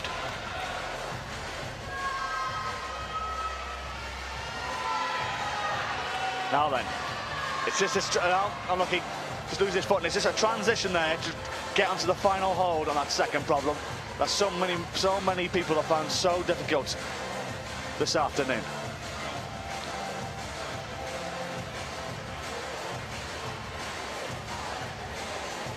As I said, we have seen a few tops here in the last half an hour or so, and I will say one thing definitely: the temperature here has dropped massively. I reckon about at least 7-8 degrees Celsius in the last hour or so. It was hot and humid here around what time? 5:30 to 6 p.m. A lot of guys are struggling. In the last hour, maybe a couple of guys have had an early dart, they've gone home, or 1 or 2 maybe leaving, and a few bodies are left, and the temperature has dropped a little, but it's definitely cooled down here, and a lot of these guys going out late have taken that to their advantage. Right, Tom Newman has got 1 minute 7 seconds, or his tournament life is over. 60 seconds for Newman. 2 tops in 9 is the cut point at the moment. Miles Adamson is the man in 20th place. However, he's still out on the wall, so he can still add to that with his 4th or 5th problem. Newman, in the meantime, loses his footing again, and I think he could be running out of energy here. He'll have one last roll of the dice here. He needs to find a double 6, otherwise he's going home.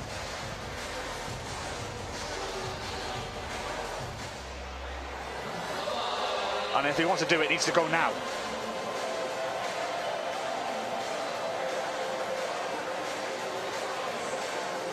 I think he's calling it a day.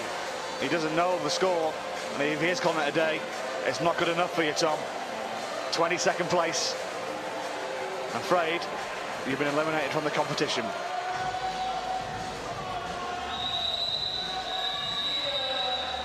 So Newman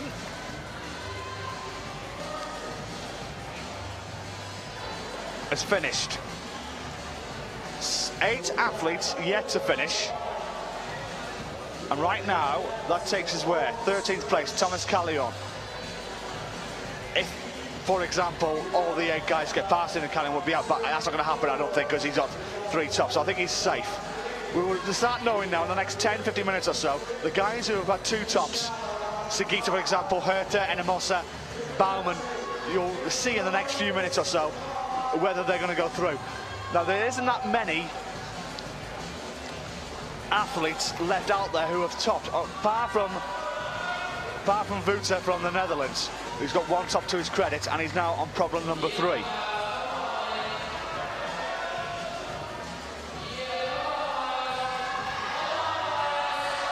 Ben West, unfortunately, we had a computer malfunction on our scoreboard. It did say a top 1, he actually hasn't.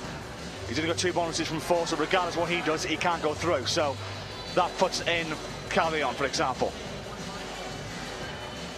The guy in 31st, Jason Hollowatch, he hasn't topped either.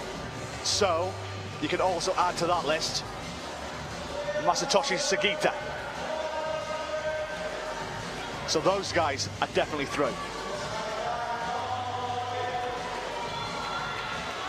So the next person yet to cross the threshold of the semi-final will be Mauricio Herta.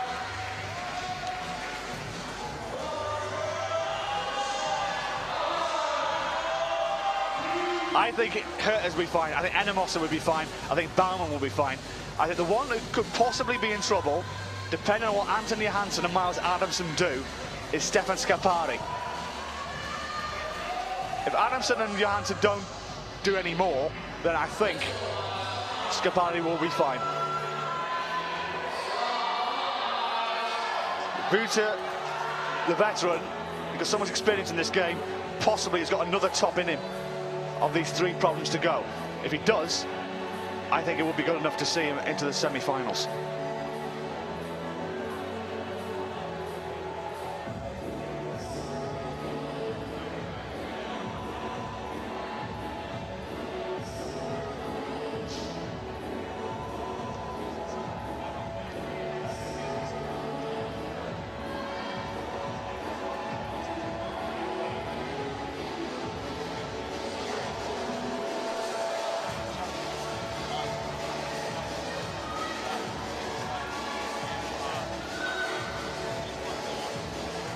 Two minutes to go for these guys.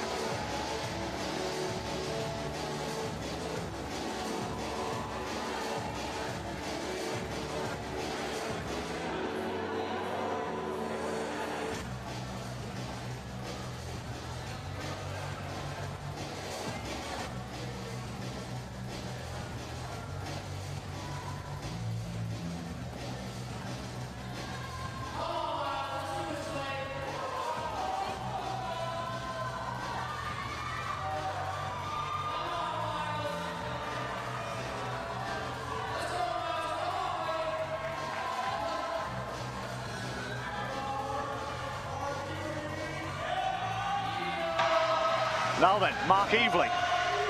No. Looked like for a moment there he was getting involved.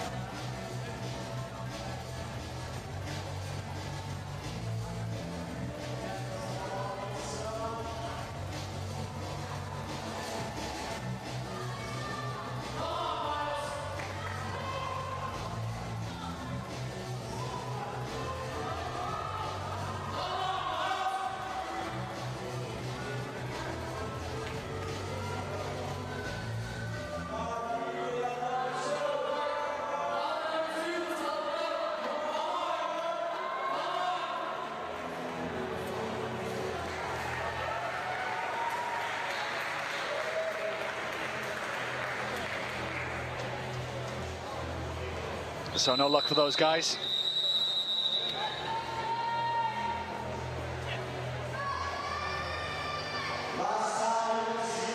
So Espinosa is making the final attempt on the second problem.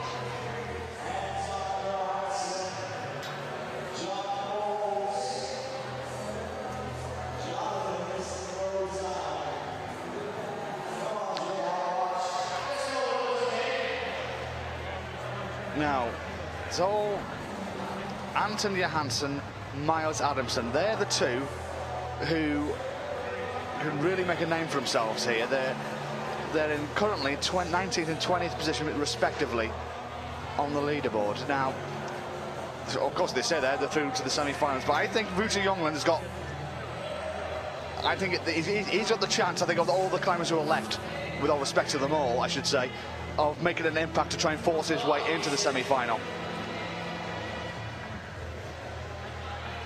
And he currently sits in 23rd place.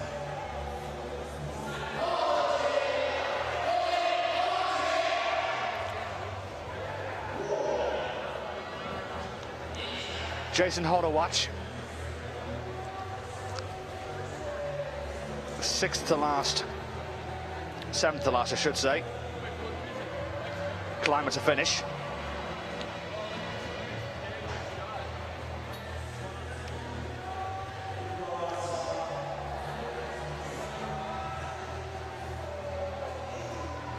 Still nervous times for some of these climbers. I think the only climber who's finished right now, who I think, if he has anything to worry about, I think will be Stefan Scarperi of Italy. I think everyone else above him, I think, has done good enough. Scarperi will have to have Johansson to pass him, Adamson to pass him on his final problem. Johansson here on problem 4 to find one top to pass him as well, and then Wouter Jongeland to find a top as well in a very few attempts to get past the Italian. So it's a long shot, but it's still possible.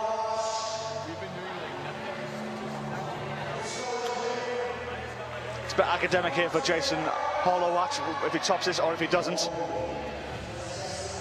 He's not going to go through to the semi-finals. Now that's Johansson, you can see the fin, the bottom left of your screen. He's the one who's just limbering up right now.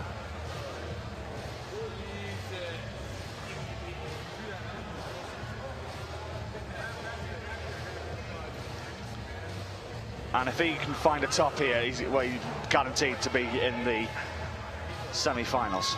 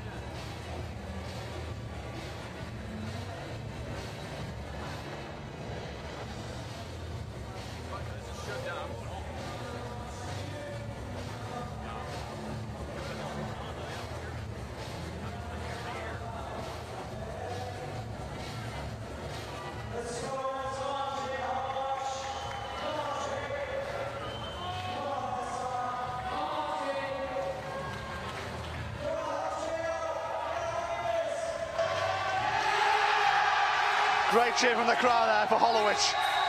Can he make amends? Oh, no, he can't. It would have been a consolation top at best if he would have found it.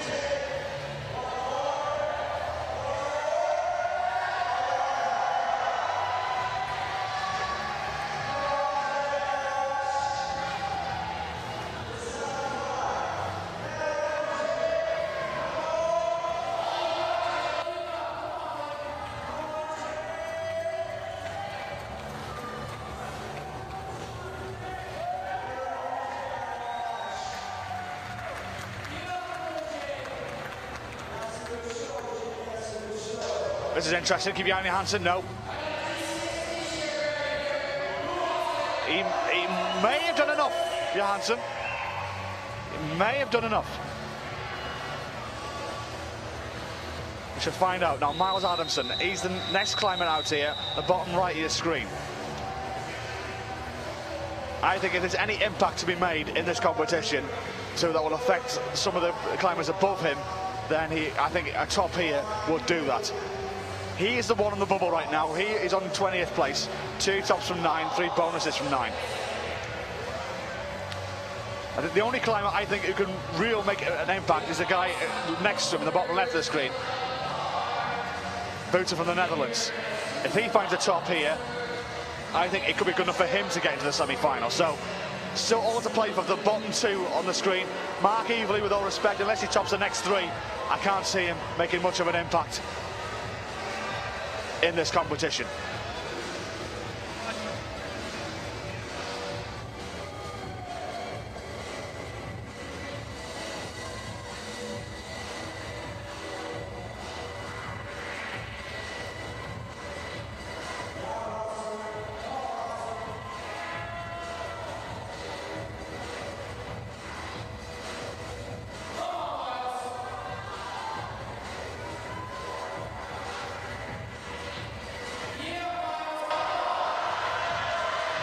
Adamson getting cheered on from the crowd. They're right behind him. This is the transition that's difficult. Oh, nearly. He'll have a few more attempts at this, though, guaranteed. Plenty of time in hand. Keep your hand out on the Dutchman as well, the bottom left of your screen. If he wants to make an impact and try and sneak into the semi-finals through the back door, he'll have to do it, and then on the next 2 problems. Otherwise, I think it's going to be as you were. because I can't see any of the latter competitors making a real impact, especially the last three who have been struggling out there.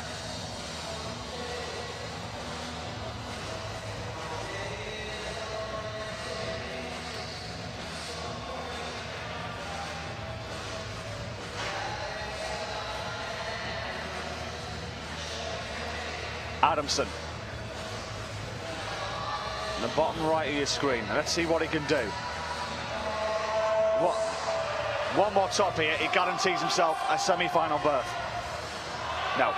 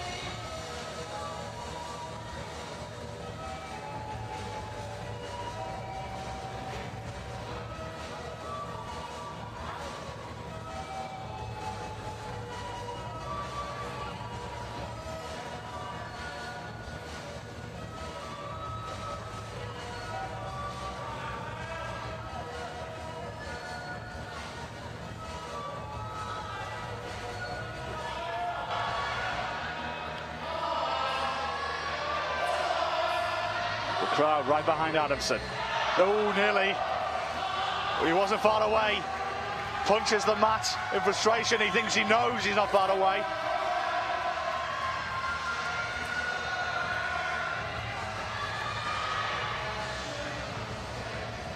.118 to go.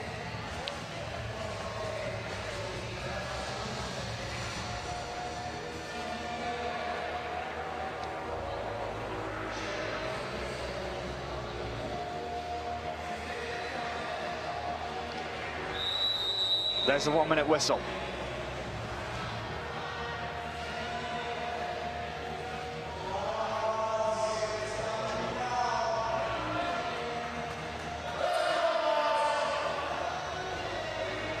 No.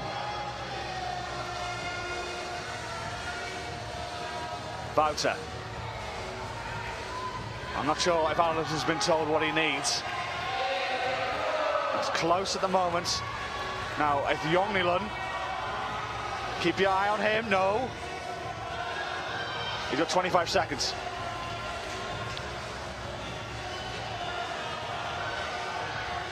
Mark Evely has already departed the stage. He's had enough of that third problem.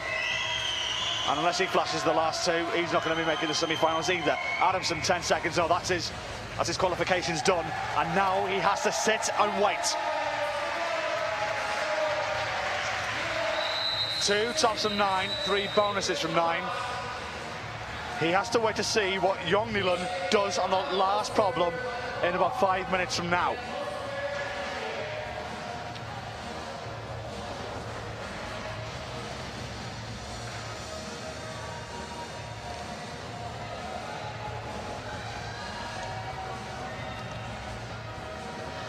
As these climbers going out right now, John Bowles, Jonathan Hector-Esposana, unless they can flash these problems,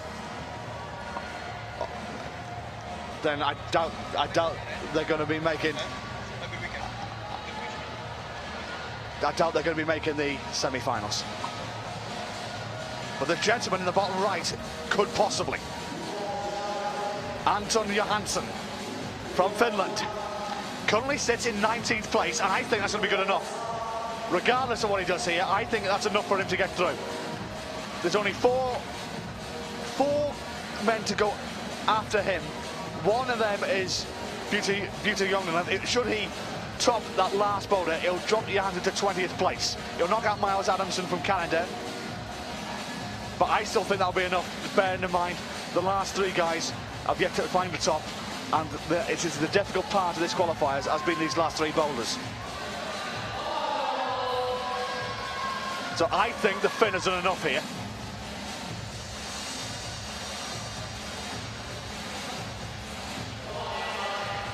And if he wants to go out a bit later and have a little bit more of a lie-in, then if he tops this, he will do. No.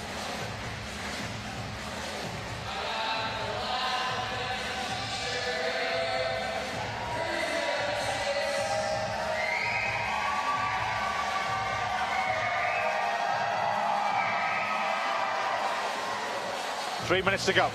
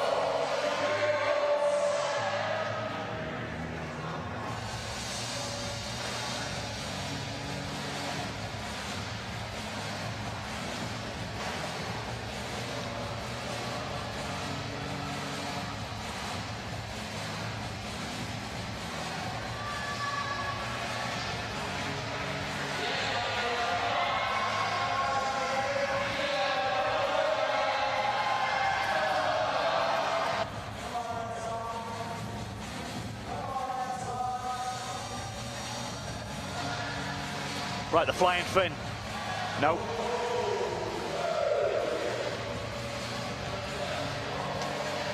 Just under 2 minutes to go for these climbers. I think it's getting towards the business end now. It's getting a little bit more academic. I think we'll definitely know the top 20 after Wouter's climb next. So I think realistically he's the only one who can really upset the scorecard here and force one climber in particular, Miles Adamson, out of this competition. I think Johansson's done enough.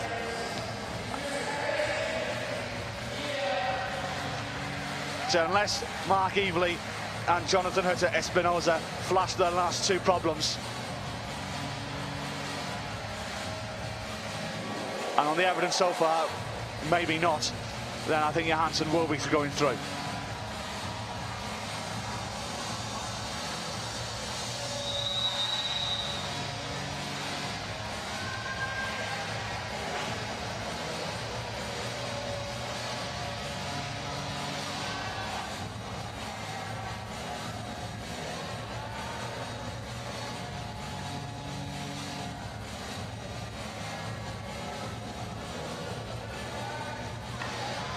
One last hurrah from the fin.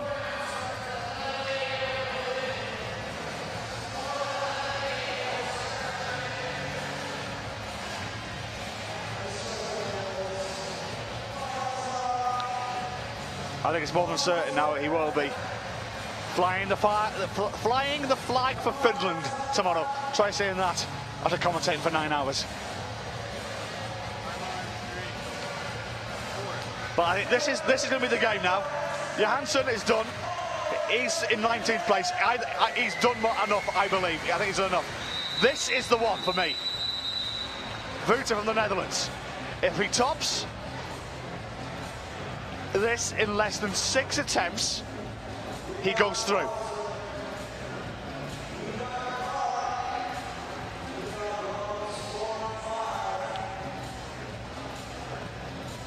This is the only part of the qualifiers now. I think that can only be changed.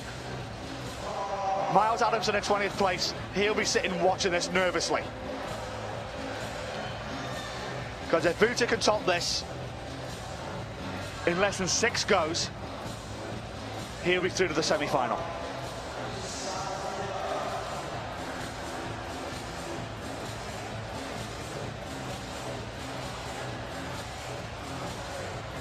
We'll keep an eye on Mark Evely as well. Evely, unless he flashes both of these, he won't be making it for the weekend. He currently sits in 34th place.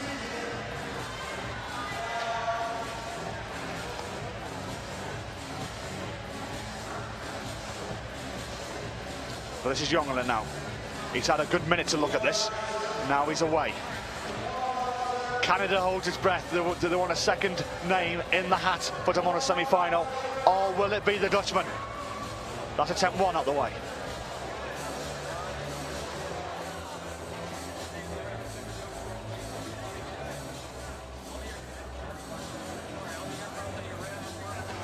That's attempt 1.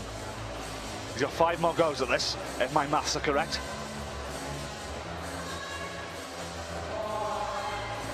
Evely will respect all the climbers. So no, Mark will have a few fans watching here in Canada. But we are keeping our eyes mainly on Vuta here, because he's the only one that could really affect the final 20 for the semi-finals. Realistically, of course.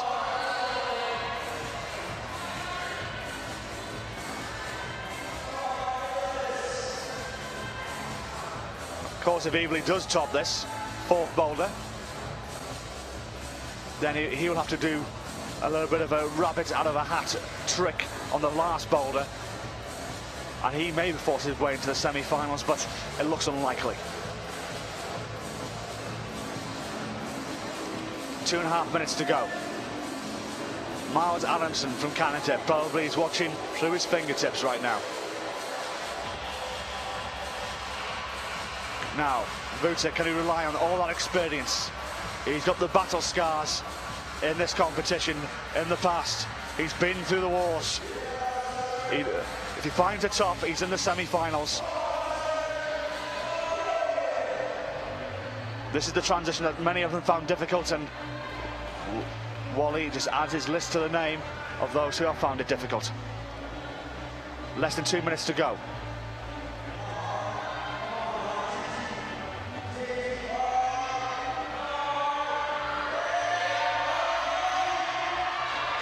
No. 135. Probably 2 more goes here, Vuta. Is there enough left in the tank, though? Has he got enough left in reserve? 35 years of age and showing every one of them right now. Joachim, a big Wally fan, his fingernails are officially gone. I reckon he's got one good go left in him here. He's got under a minute. If he finds the top, he's in the semi-finals.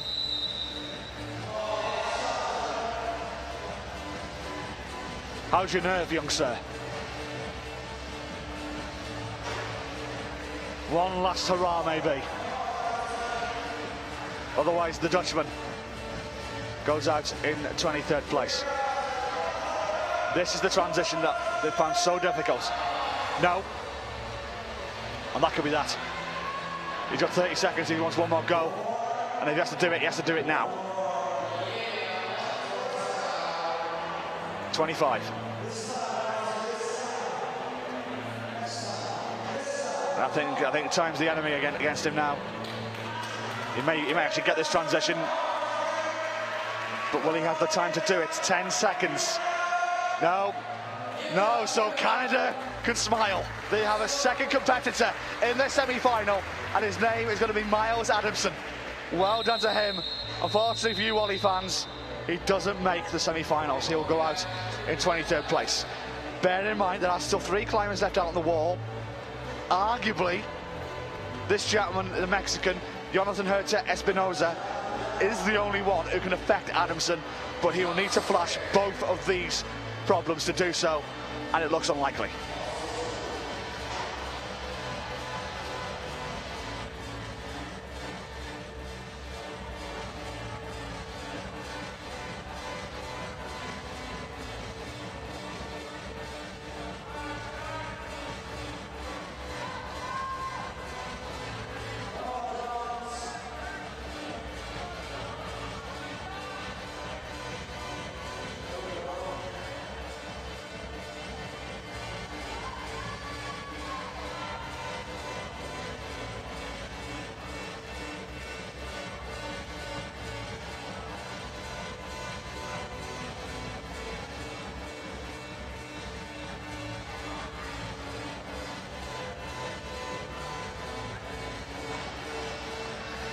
So we're going to get towards the death now of these qualifiers. John Bowles, his final attempt here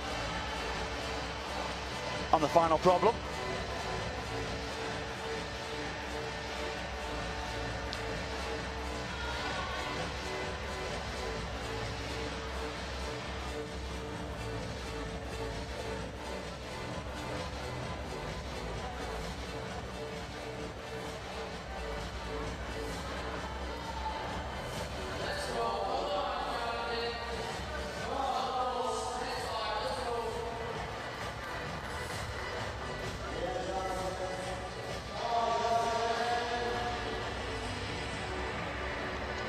Well, Herton Espinosa is the only one, realistically, who, mathematically, I should say, have a chance of this. If he doesn't top net this problem, and so many have found it so difficult, then we'll definitely know who the top 20 will be for tomorrow's semi-final.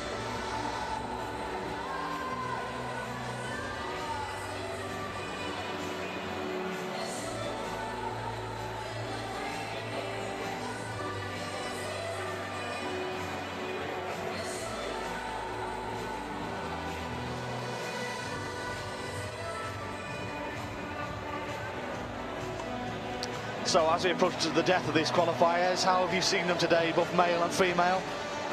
Leave us your thoughts on Twitter with the hashtag IFSCWC. Been a long old slog for us here today, and it'll be an even longer slog tomorrow, the semi-finals and the final, in this cauldron atmosphere, this furnace atmosphere here in Hamilton. Happy Hamilton, it must be said, because this crowd has been brilliant all afternoon. A lot of them have seen enough now, beginning to head home. Bite to eat maybe on the way home as well. The crowd's been thinning out for the last half an hour or so. But it was hot and sticky today, and expect the same tomorrow.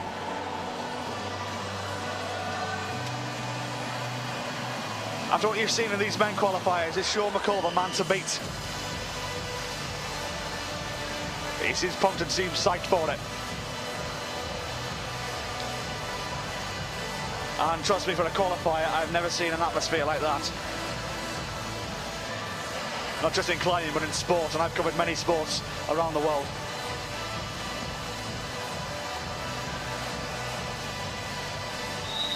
Minute to go.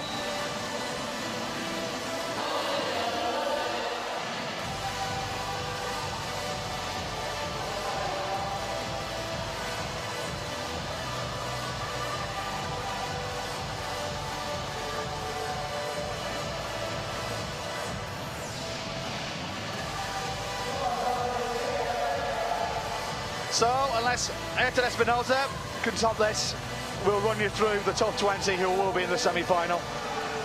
But regardless of what Mark Evely and Espinosa do in the final boulder, they can't get into the semi-final anyway, so we'll run you through the top 20. And I think Espinosa is calling it a day, so there you go, the Mexican tried, but he will not be in tomorrow's semi-final. However, these 20 will be.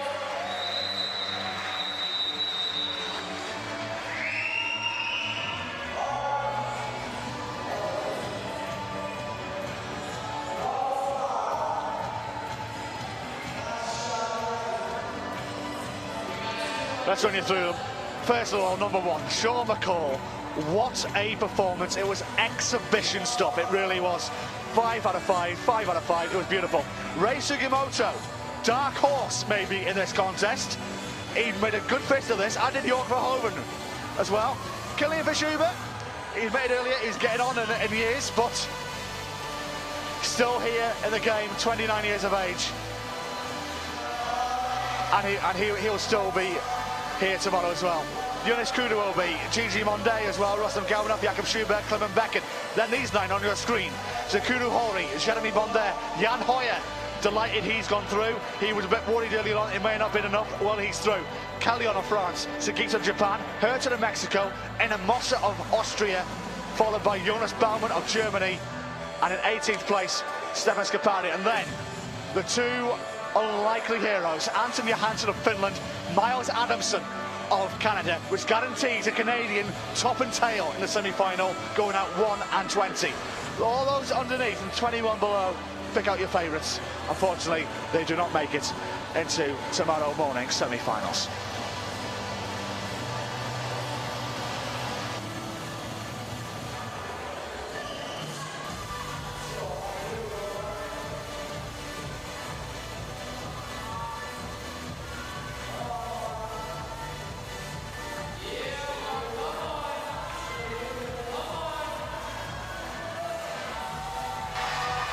Let's be a bit respectful of the last two climbers.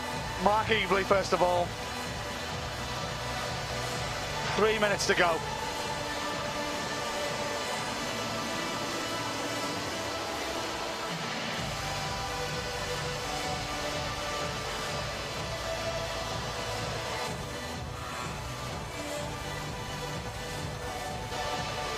Joachim says that's enough from him, time to go to bed in mainland Europe. Not surprised, it's about 1:38 in the morning there. Good game and good night to you, Joachim. Hope you join us tomorrow for the semi-finals and the final. It's a long old slog it's been here today, but we won't have anything less.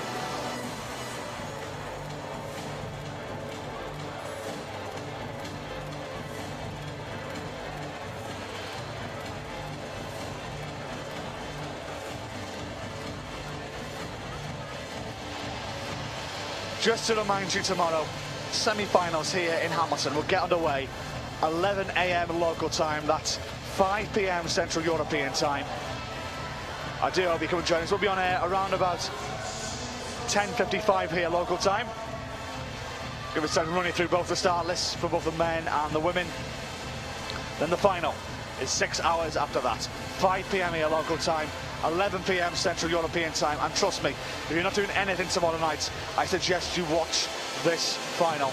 Regardless of who is in it, this atmosphere is going to be electric. And I promise you, it was something you've never seen before in any climbing event. If this crowd can make a noise 2.5 times more than what they've done this afternoon, trust me, the roof and the four walls will be blown away here in Hamilton.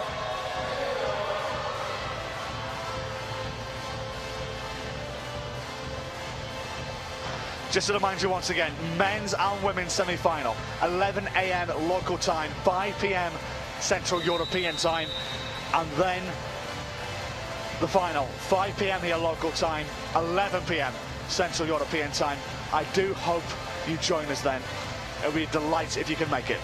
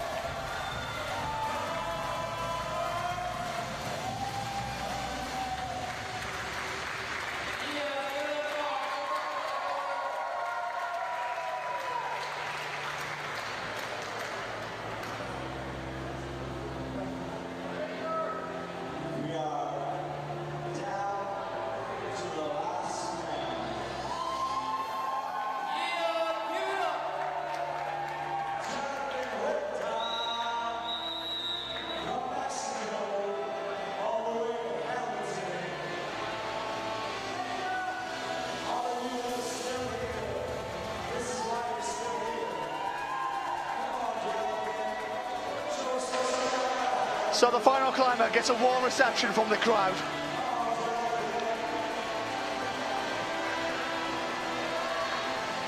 I know everyone here will be right behind him to finish the day off.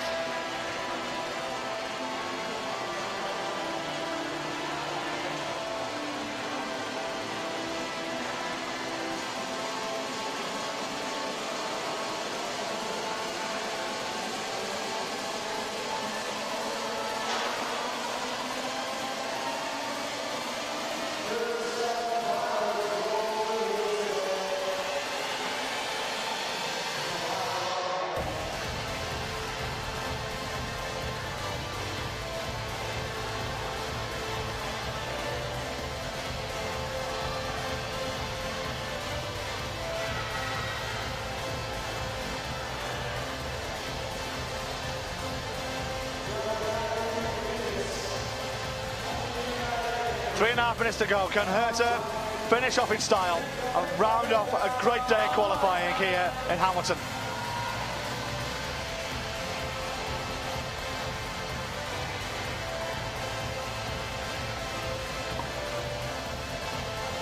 A remarkable day, a remarkable atmosphere, and no doubt in my mind, it was a great starter for the main course that's still to come.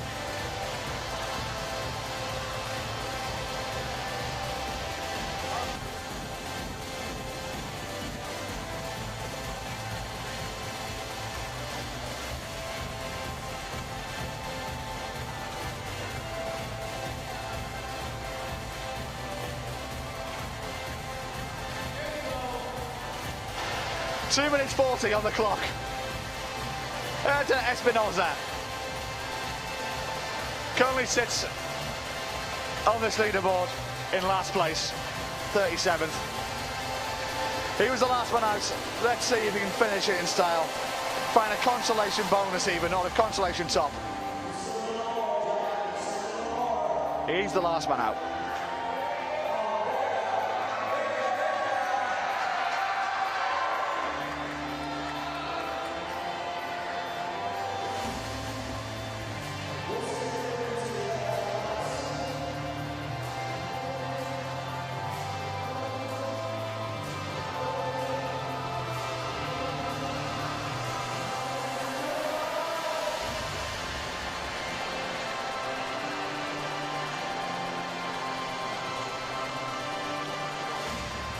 Last chance saloon here for Espinosa.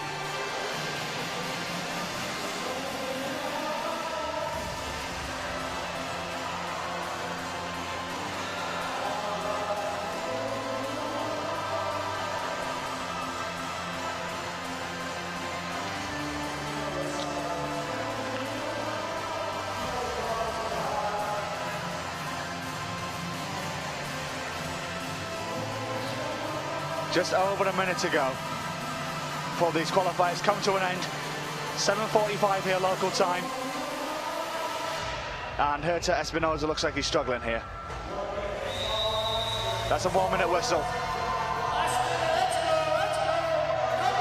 The little crowd who are still here are still trying to get behind him. But it's just not happening for the Mexican.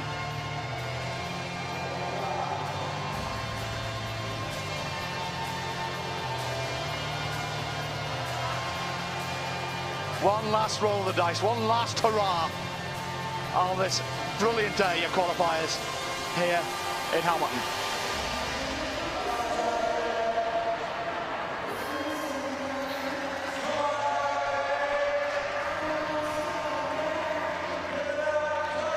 There you go. Calling it a day. Jonathan Herta Espinosa, and he brings a close these qualifiers here in Hamilton, Ontario, Canada. What a day it has been. The route setters will get to work now and do all the routes, the men's and the women's, for tomorrow morning, 11 AM, just to remind you. It has been a great, great day here in Hamilton, Ontario, Canada. But this day, all in all, belongs to one man, Sean McCall. He was too hot to handle here in Hamilton. He was sublime. He was brilliant. He was fantastic. From all of the team here, on behalf of Mike Roper and myself, Johnny Bryan, join us in the morning, 11 AM here local time, 5 PM Central European time. But from me and all the team, I wish you good night from Hamilton.